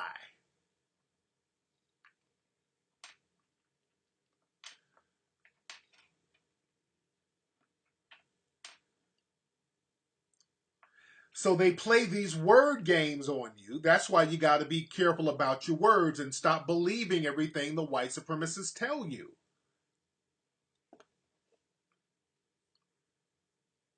They changed the rules up, and black people sitting up beating yourself up, man, we got to stop all this crime. Dude, they can criminalize you at any moment. Your melanin is the crime. That's what black people don't get. Your melanin is the crime. So sitting up here waving your finger, oh, Bobby's murder shouldn't have did that. They can criminalize you right now. They can criminalize you right now. No matter what you do as a black person, they can criminalize you. If you're a politician, you're taking bribes. Oops, look at this nigga. You're taking bribes, nigga. You're going to jail for life. That's what they did to Kwame Kilpatrick. And black folks, man, Kwame was scandalous. Dude, Kwame didn't do shit that any other white politician doesn't do every day. Kwame Kilpatrick didn't do a damn thing that every other white politician does. He took campaign contributions, had him a little side chick. He did the same shit. Nothing more, nothing less. But with a black politician, they can criminalize you.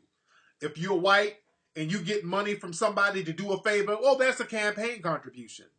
You black and you get money to do a favor, oh, that nigga took a bribe.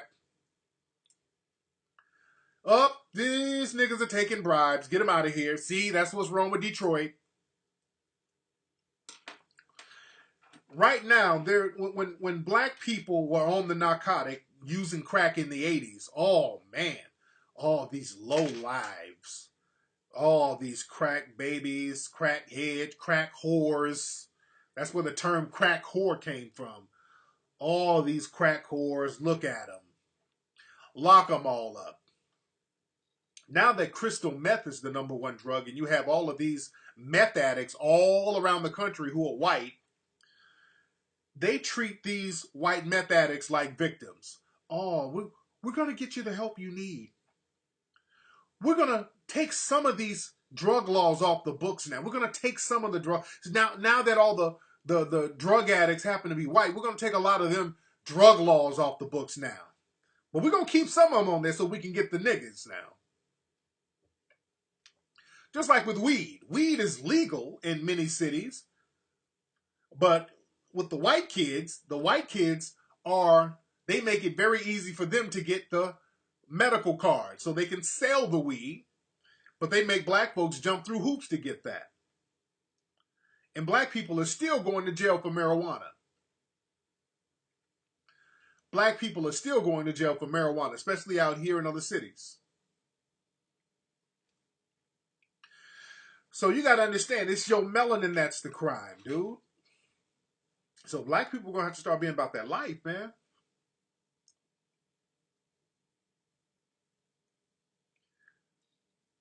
And whenever you see black folks co-signing some white supremacist bullshit, shitting on another black person for being criminalized by the white supremacists, you're losing.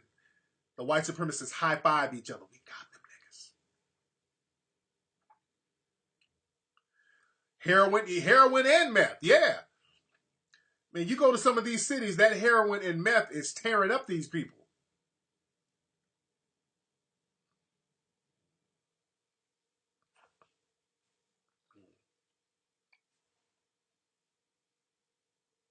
Let's see who we got here.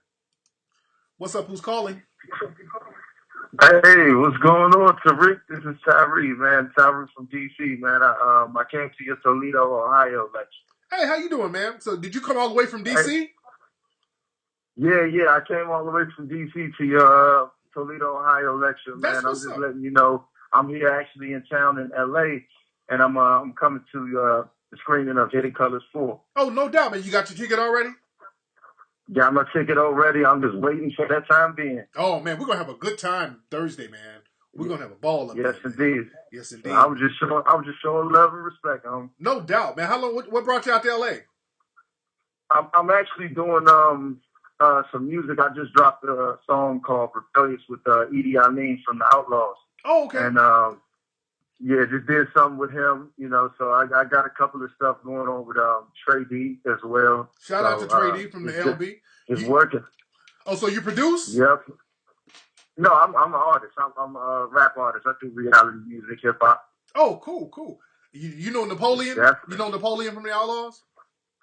No, I only know Edie actually. Okay.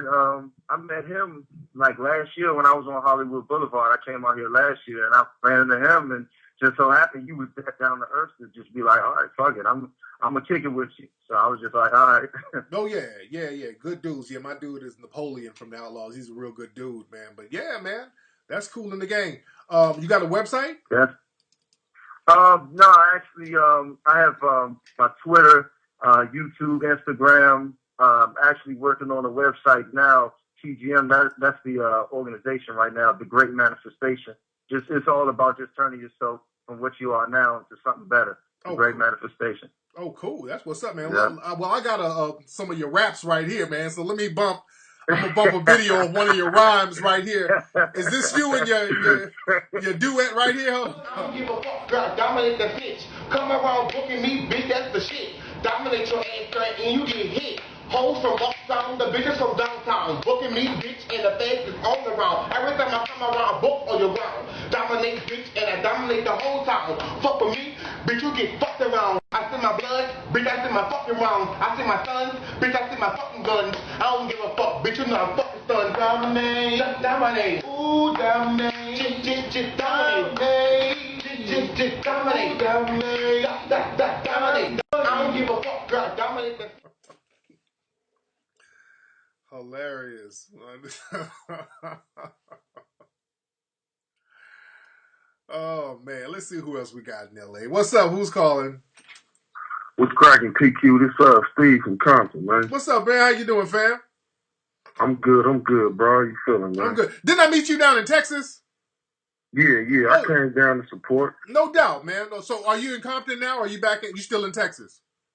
Oh, no. I'm still out here maintaining in Dallas. No doubt. No, I ain't gonna shoot back to Cali to probably New Year's. Oh, cool. Did you get your tickets for the screening down there yet? Most definitely. There you go, man. Cool. What's on your mind, Steve? Hey, I got a question for you. Hey, like you fuck with like Napoleon Hill and you know what I'm saying? Think and Grow Rich. What's his name? Earl Nightingale and all them. Well, yeah, Napoleon Hill's books of the truth, Think and Grow Rich, yeah. So that's a very good book. Very, very good book. Have you read that book yet, Think and Grow Rich? Oh, yeah, most definitely. Yeah. Actually, because I'm reading this book now. Well, I just finished it. It's called The Magic of Thinking Big by David J. Schwartz. Okay. And he's a PhD. I think in psychology. I had just got another copy of the Automatic. Okay. And I read it the first time in 2006. Yeah. My junior year in college, and I want to appreciate that too, because that was probably one of the top notches years I had to the ladies in college. Man, much But respect. as I'm reading them, you know what I'm saying? As I'm reading them, because what I do is when I get halfway through a book, I start another.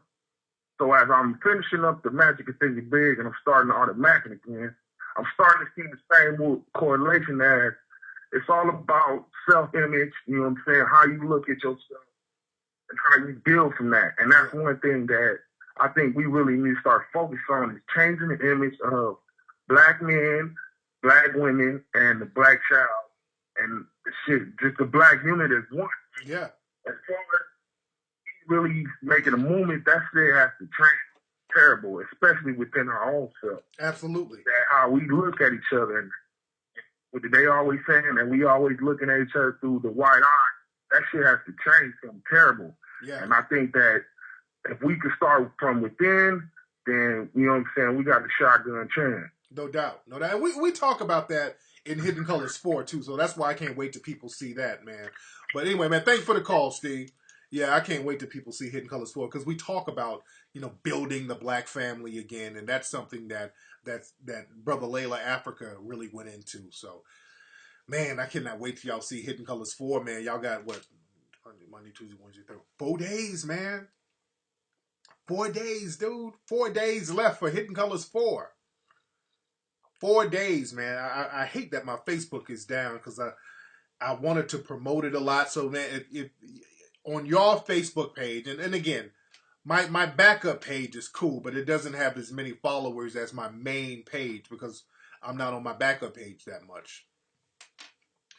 But, yeah, man, people, man, you're going to really, really love Hidden Colors 4, man.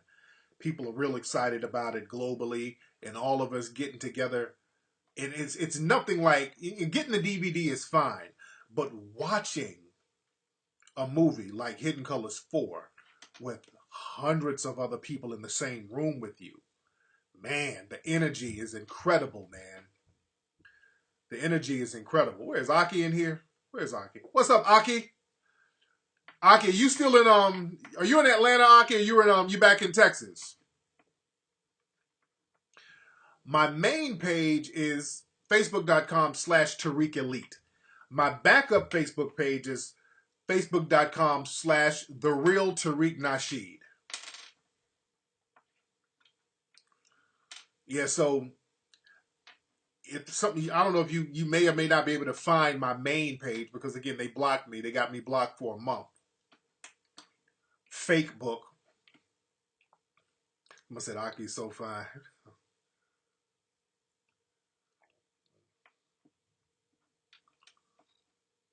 Yeah, man, hundreds of people with the same mindset. That's a powerful thing, man. Oh, you go to Atlanta this week. Aki, did you get your tickets yet, Aki? Yeah, I hope you got your tickets, Aki, because Atlanta, there's 2 showings that's already sold out, and the only one that's not sold out is the 10 p.m. showing on Thursday. That's the only one that I know that's going to be sold out probably by Tuesday.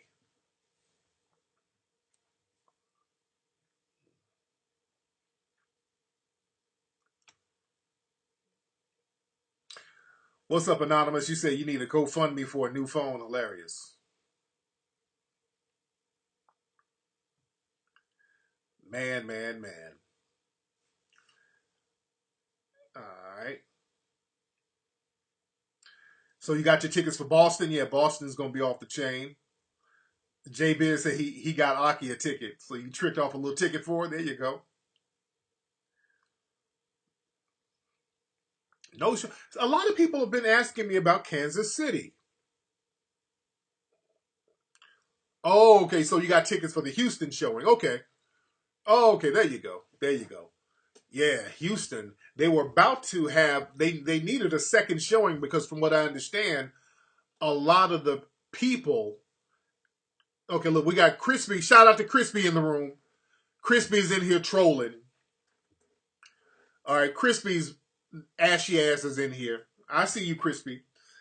But the theater in Houston, that sold out, and the promoter was going to get another showing, but it was too late. So unfortunately, if you haven't gotten your ticket in Houston, you know, it's a little bit too late. It's sold out already, and they could not get another showing out there because I know they got a lot of inquiries. Yeah, Crispy's in here, trolling as usual. Yeah, Crispy probably do another video of me. That's the only way this nigga can get some legitimate hits is he do a video mentioning my name. I'm beefing with Tariq, everybody. That's the only way this nigga can get hits without having to pay for his hits. Or mentioning me. Coon. Oh yeah, by the way, check out crispypuppet.com. We got an official site for the Crispy Puppet. And we got some Crispy dolls that's going to be on sale soon. Crispy Puppet. Yeah, so we got some Crispy Puppets coming pretty soon. Some Crispy dolls that we're going to be selling this summer.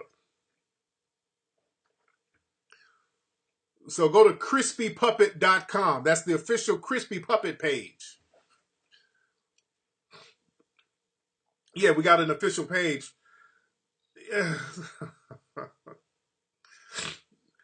So tap dance you while hilarious. Now, when is the next Crispy music video come? I don't know. When I get time, we'll put another one together. But yeah, we had to make an official Crispy Puppet page because so many people were buying the merchandise. Yeah, so many people were buying the damn clothes, so we had to have a central site because people kept emailing me asking where to get the Crispy shirts from. So yeah, you can go to that site to get your Crispy Puppet. Get your Crispy Puppet shirt. And then take a picture with your Crispy Puppet shirt and I'll post it on my Instagram. Crispy Puppet. Yeah, get your Crispy Puppet shirts and I'll post that.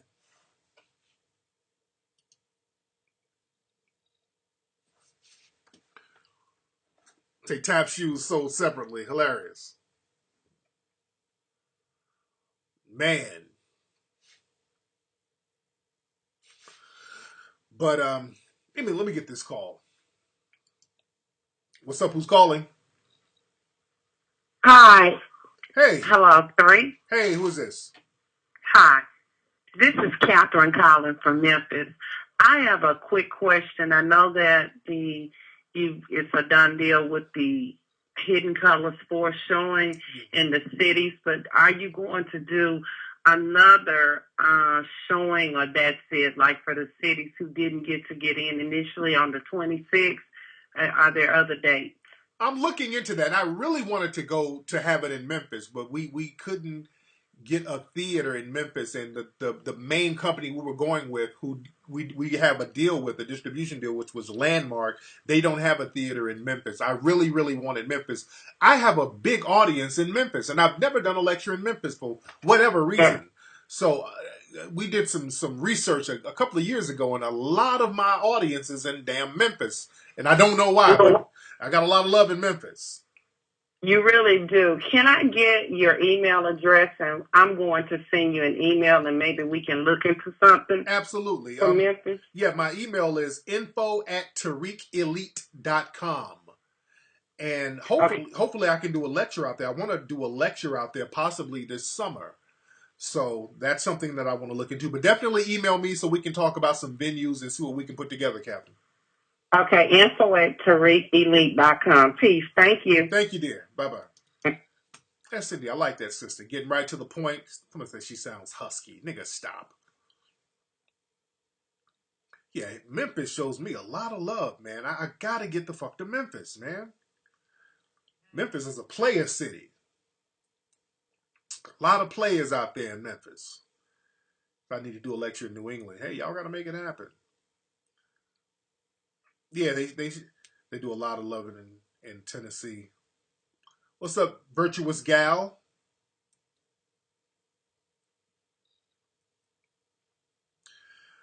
I got to get to Memphis, man. Look, I want to get back on the road this summer. I know I got a lecture in Cleveland, I think, at the end of July 30th, I think.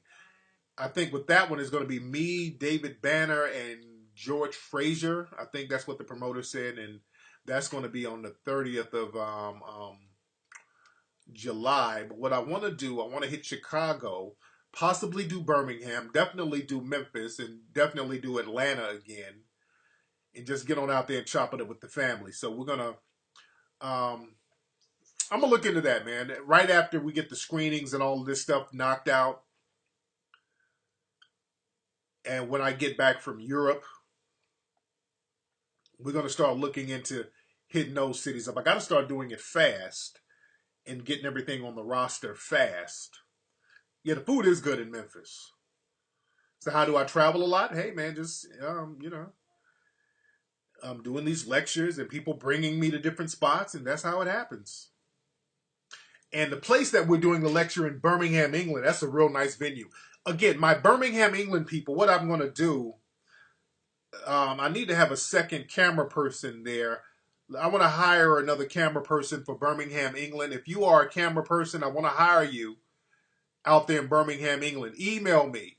Email me at my personal email at kflex4, the number 4 life, at yahoo.com. That's kflex4life at yahoo.com or info at tariqelite.com if you're in Birmingham, England. So if you're a camera person, because I do want to hire a secondary camera person to kind of follow us around and do some behind the scenes stuff out there. Aki, I missed what you were saying. Hold on. Oh, yeah. Going to the screening in Jackson, Mississippi. Yeah, shout out to all my Jackson, Mississippi people. And Aki, it was my man David Banner who put that together. David Banner put the screening together for Hidden Colors 4. He put it together for Jackson, Mississippi, and he put it together for Birmingham. So David Banner is actually the promoter for that. So shout out to my brother David Banner.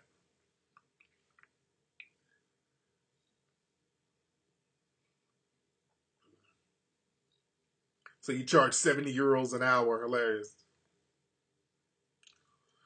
What's up, Sicario? What's up, Sicario J? Now, Sicario J, are you a female? Hold on now. This nigga said, it's refreshing to see your smooth face. Please tell me you a female saying some shit like that. Hold on one second. Hold on one second. Somebody said something in the chat room that we got to get some clarity on. Hold on. Oh yeah, David Banner's he's a beast on the production, man. Yeah, he did that Rubber Band Man beat. But hold on, Cesario, whatever your name is. Let me make sure ain't no moisture going on in this damn chat room.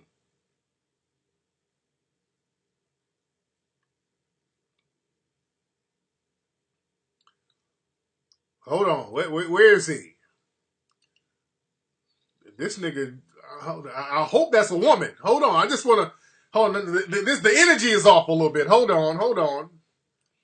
Wait a minute, the energy is off a little bit right now. I just got to clarify something. I can't go on until I clarify something. Hold on. Y'all just hold your horses 1 minute. Because Cesario said something. I just want to make sure this is a woman.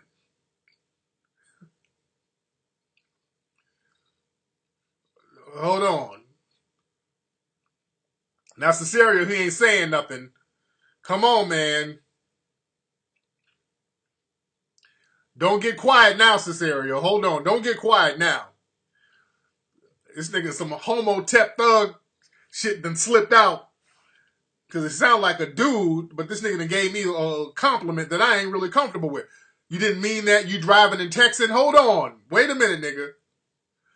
You're going to have to call up Cesario. He said you didn't mean to. You're going to have to call up, brother. You got to clarify this shit. I don't want to ban you. That's why I'm going to give you a minute to clarify what you meant by what you said. We're going to have to clarify that. I'm very uncomfortable with that. I'm real uncomfortable with that, dude. This nigga was like, it kind of slipped out. This nigga think we didn't catch it. Man, yeah, I'm glad to tune in, man, to see your smooth face. What the fuck? Nigga, don't talk to me like that. We ain't in jail, nigga. Niggas trying to trade booty for cigarettes. You meant to say you a smooth brother. Oh, so now you blaming it as a typo. Well, how did, with your smooth face, go to you a smooth brother? Did some moisture slip out? Hold on. He said, I meant to say you're a smooth brother. I don't know, man. I don't know if you're trying to clean that up now. Hey, I meant to say you a smooth brother. No, nigga, I don't know what that, no. This nigga said, I'm looking, was that a Freudian slip? I don't know if you're trying to talk and text. Even the Siri app said, nigga, you moist.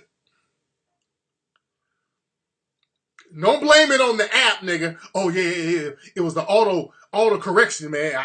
I meant to say you a smooth brother. No, nigga, I think you meant to say some moist shit. Don't blame your iPhone for you being moist. Don't say no shit like that to no dude. Not to me. He gonna think I'm gonna let that shit slip by. Don't say no shit like that to me, nigga. I don't know if that's like a little code word that moist niggas throw at each other. Hey, man, your skin is real smooth. And if a nigga let it slide, then you come on with some more moist shit. No, nigga, I'm gonna stop the moist shit at the door. Time out, motherfucker. Tell me my skin is smooth. Nigga, what's up, nigga? You use Noxzema, my nigga? How you get your shit to be so buttery soft, my dude? Nigga, you can't clean that up, dude. That shit sounded moist as a fuck. Nigga, man, your pores are so smooth, man. You got a little glow to your face, man. You got cocoa butter. You smell like shea butter. You don't tell no other dude no shit like that, man. Not me. Don't blame it on no damn iPhone, bruh. Cesario, call up, man. Call up and clear your name. I'm trying to give you a lifeline, brother. You got a picture of my face with the mouth cut out.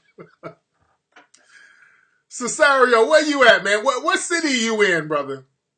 So I know not to go to that motherfucker to do a lecture. I go backstage and this nigga standing back there with a Neutrogena bar. Hey, man, I got something for your smooth skin, brother. A little something I put together when I was in prison.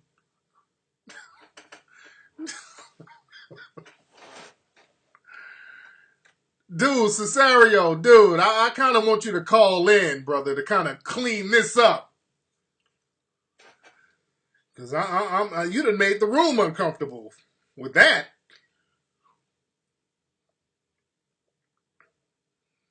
My God. Hold on. Wait. Hello, who's calling? Yo, Tariq Nasheed, what's good? This your boy, Louis S. Black. How you been, bro? How you doing, Lou? Let me have you call back, little brother. I want Cesario to call up, man. I want Cesario to call up. I'm checking the phone lines. Hello, who is this? Ah, shit, this is not Cesario. All right, call back. I only want Cesario. Did he log off? Hello? What's going on, brother? Who is this? This is the guy, this is the kid that came to your lecture. I hate white people. Oh shit, I don't remember who that is, nigga. In New York, in the city. I can't remember, but I'm gonna have you call back, brother. Okay, I don't remember that. He said he came to my lecture and hate white people. I don't know. And you don't hate white people, hate white supremacists. Cesario. Oh, give Cesario the number. Hold on.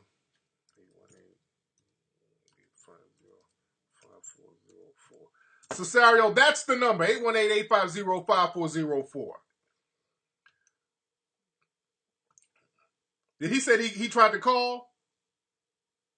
No, you got to call up, Cesario. We're going to clean this shit up tonight, man. You done left some bad energy in the room right now.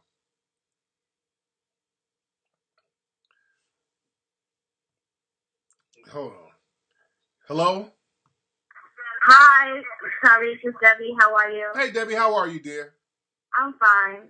I wanted to ask you a question. Go ahead, sweetie. I listened to Neely Fuller too, Yes. and he made he's always big on words and meanings of words, and he said that racism is white supremacy, and people shouldn't differentiate and say, racism and white supremacy. Right. He said the two are the same. Absolutely. I just want to know your take on that. I 110% agree. I 100% agree. It is the same. The only functioning form of racism is white supremacy. There is no other systematic racism. I talked about this in an interview in the BBC today, talking about racism, because when we talk about racism, people trying to make it seem like, well, it's just out there. It's just something that's formless and shapeless and don't nobody know what it is. Racism is a very specific thing. White supremacy. That is the only functioning social systematic racism there is. That's the only kind. And he is correct when he says that. Okay, and there's another point that he made. He said that since we're all prisoners of war, that we shouldn't really call people Toms because we're all prisoners. And I guess prisoners serve different roles in the prison system. So I just want to know your take on that. Yeah, that's the thing. My brother, he hasn't come up with a really codified way. And again, he will admit himself that he's still coming up with codes and he's still learning. And there has not been a code on how to deal with these coons. And we're still learning on how to do that. And my brother, I don't think he's come up with a code for that yet. And the coons, they've stepped them up and put them out there in our midst. So we're coming. One of my ways of dealing with coons is having the Coon Train Awards and all that stuff to shame the coons, people who actively go out of their way to thwart any kind of black progress for personal gain. So we got to come up with ways to thwart that so that it doesn't affect us. But Mr. Fuller, I respect everything that brother does, so he's on point. Thank you for the call, Debbie. Thank you. So Cesario, where you at, man? What did he say? Is he in the room? Wait, I see he's in the room, but he ain't saying shit.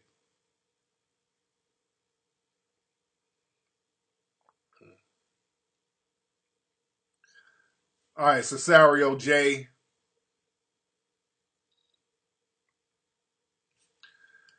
All right, Cesario. He's not saying nothing. Hello? Hey, Lou. Hey, man. Tariq Nasheed, I want to drop some real game on you, man, because one thing I respect about you, bro, is you have that activism and that ism. You hear me? Yes, sir. So, matter of fact, let's do the activism first, because this shit is really heavy, dude. You notice how you talked about when chicks love to just try to get with white dudes? Well, shit got tragic, man. My boy, man, his sister got killed by her white boyfriend. Okay. And the police and the news ain't doing shit, dude. Speak on it. Yeah. All right, man. I'll touch on that in a minute. Thanks for the call, brother. I don't want to get too deep into that right now because I wanted to get Cesario on here. I don't want to get sidetracked right now. What's up, Cesario? You here? Nah, brother, saying him. This Dre. I'm gonna have you call back. So Cesario, he ain't calling up, man.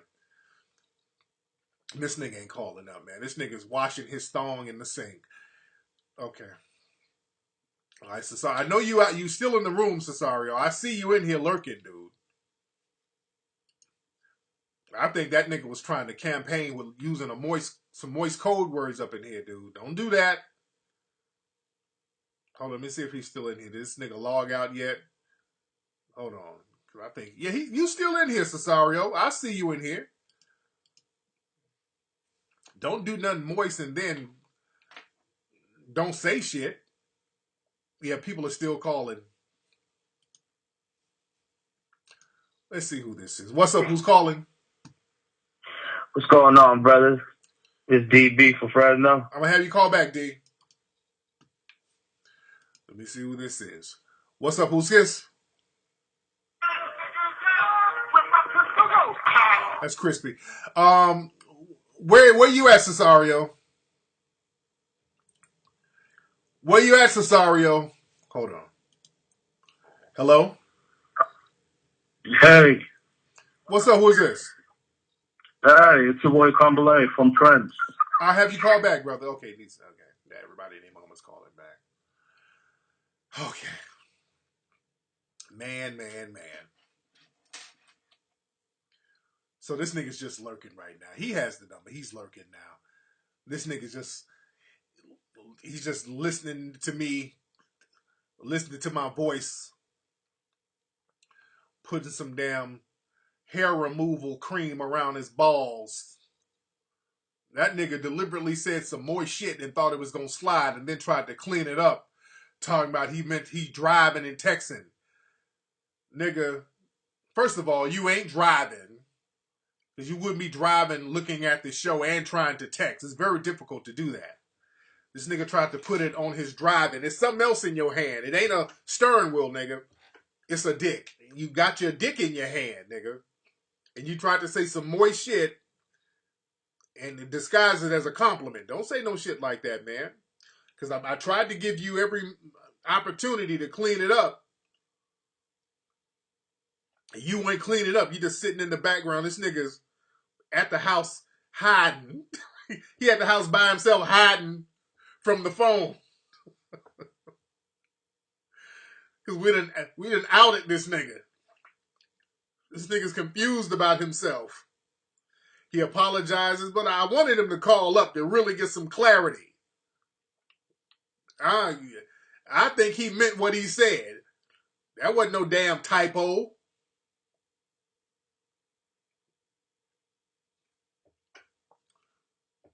You calling now? All right. What area code you calling from, Cesario?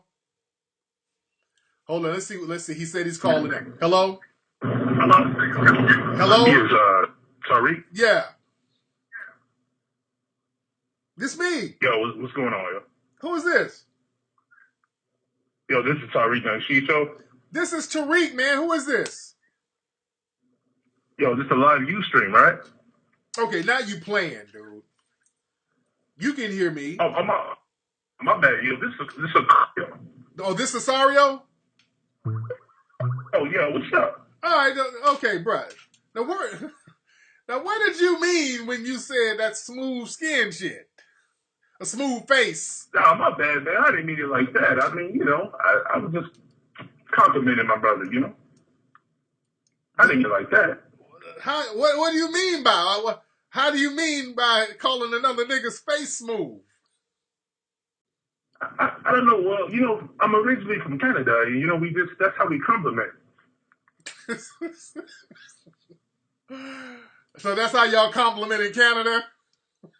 Yeah, we say hey, my brother's smooth. Smooth skin, smooth, but nothing moist. So where my Canada people? My people in Canada like, no. Now, this ain't Cesario said this ain't him. This ain't no damn Cesario.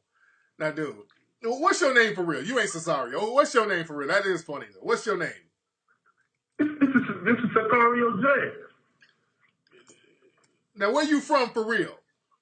Wait, if this is you, type this is me in the chat room.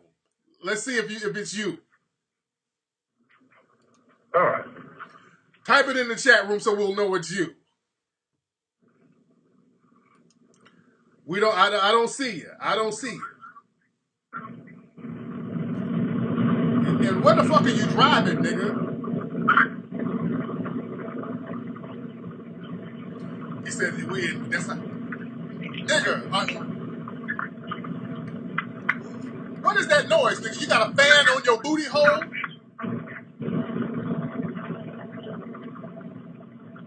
He just typed it? Yeah, did you type it? Yeah. This is me. Okay, I guess it is you. Okay. I thought it was a motherfucker playing. Okay, this is you. So yeah, you don't tell another man. Are you from Canada for real? Yes. All right, dude, you don't tell another dude, hey man, your face is smooth. Do you think that's some shit you're supposed to tell another man tell a straight dude? Man, I didn't mean it, but now that I think about it, does seem kind of moist. Yeah, it's kind of goddamn moist. And where are you, nigga? Are you driving to some more dick? Where you driving to? What's all that noise in the back? No, Come on, man. Where you driving? You trying to get to some dick I before it just closed? I just moved down to Pittsburgh. Oh, you in Pittsburgh? Yeah, I just moved down here. All right, so where are you going right now? Where are you driving? Where are you driving? We live in a bowling alley. Okay, do you got a bowling pin in your ass? What are you doing? Come on, man. Who you with the bowling alley? You driving the dick mobile? You going out to fight dick crime? Nigga compliment another nigga. Man. And they put up a dick signal in the sky, and now you about to go fight some... This is Dick Man. He's in the dick mobile. Giving moist compliments. Oh, man, y'all killing me in the comments. Yeah, we killing you. You don't say no shit like that to another dude talking about we from Canada. Moist niggas ain't in... That's not what they do in Canada. Oh, man. This nigga's on the male host roll. This nigga's picking up a boy toy. Good Lord. I'm addicted to boys.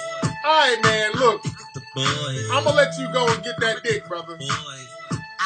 Yeah, I'm sorry, Tariq, man. Didn't mean that. All right, just next time, don't compliment. Don't tell a nigga he got smooth skin and a smooth face. Just don't do that no more, all right? All right, man. Appreciate it, man. Sorry about that. Get out of here, nigga. God damn. I ain't homophobic. Nigga, just don't give me no goddamn compliment.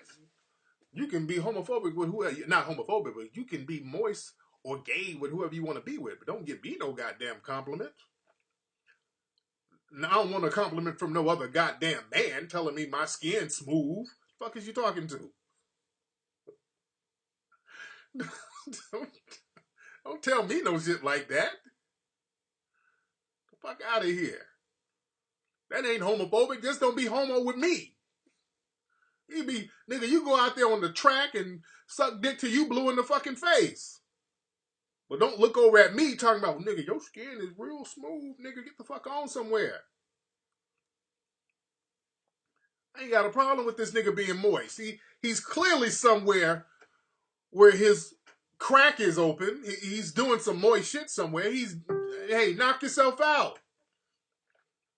Nigga, if you want to use a transsexual restroom, nigga, I give you a restroom key. There you go, knock yourself out, but don't compliment me. And then try to clean it up. Oh, my phone went. It was a mistake. It was a typo. Then the nigga admitted, man, that's just how I do. Are you moist? Just don't be moist with me. So he's out in Dicksburg. Yeah, this nigga's out here doing ding-a-ling activities. What you doing that? Because right now, it's 9, 10, 11, 12. So it's like after midnight. That nigga wasn't at no bowling alley. The only ball that nigga had was a ball of another man. It's 3 hours late. It's like after midnight on the East Coast. This nigga's driving around surfing for butthole. And then calling up being moist on my show. And that nigga know good and well he out there doing some shit that involves his booty. Oh, I'm from Canada. That nigga, don't blame no Canada on your shit, nigga. Yeah, like, do you like caramel? Hilarious. And him and Mr. C went bowling. Is that a code word?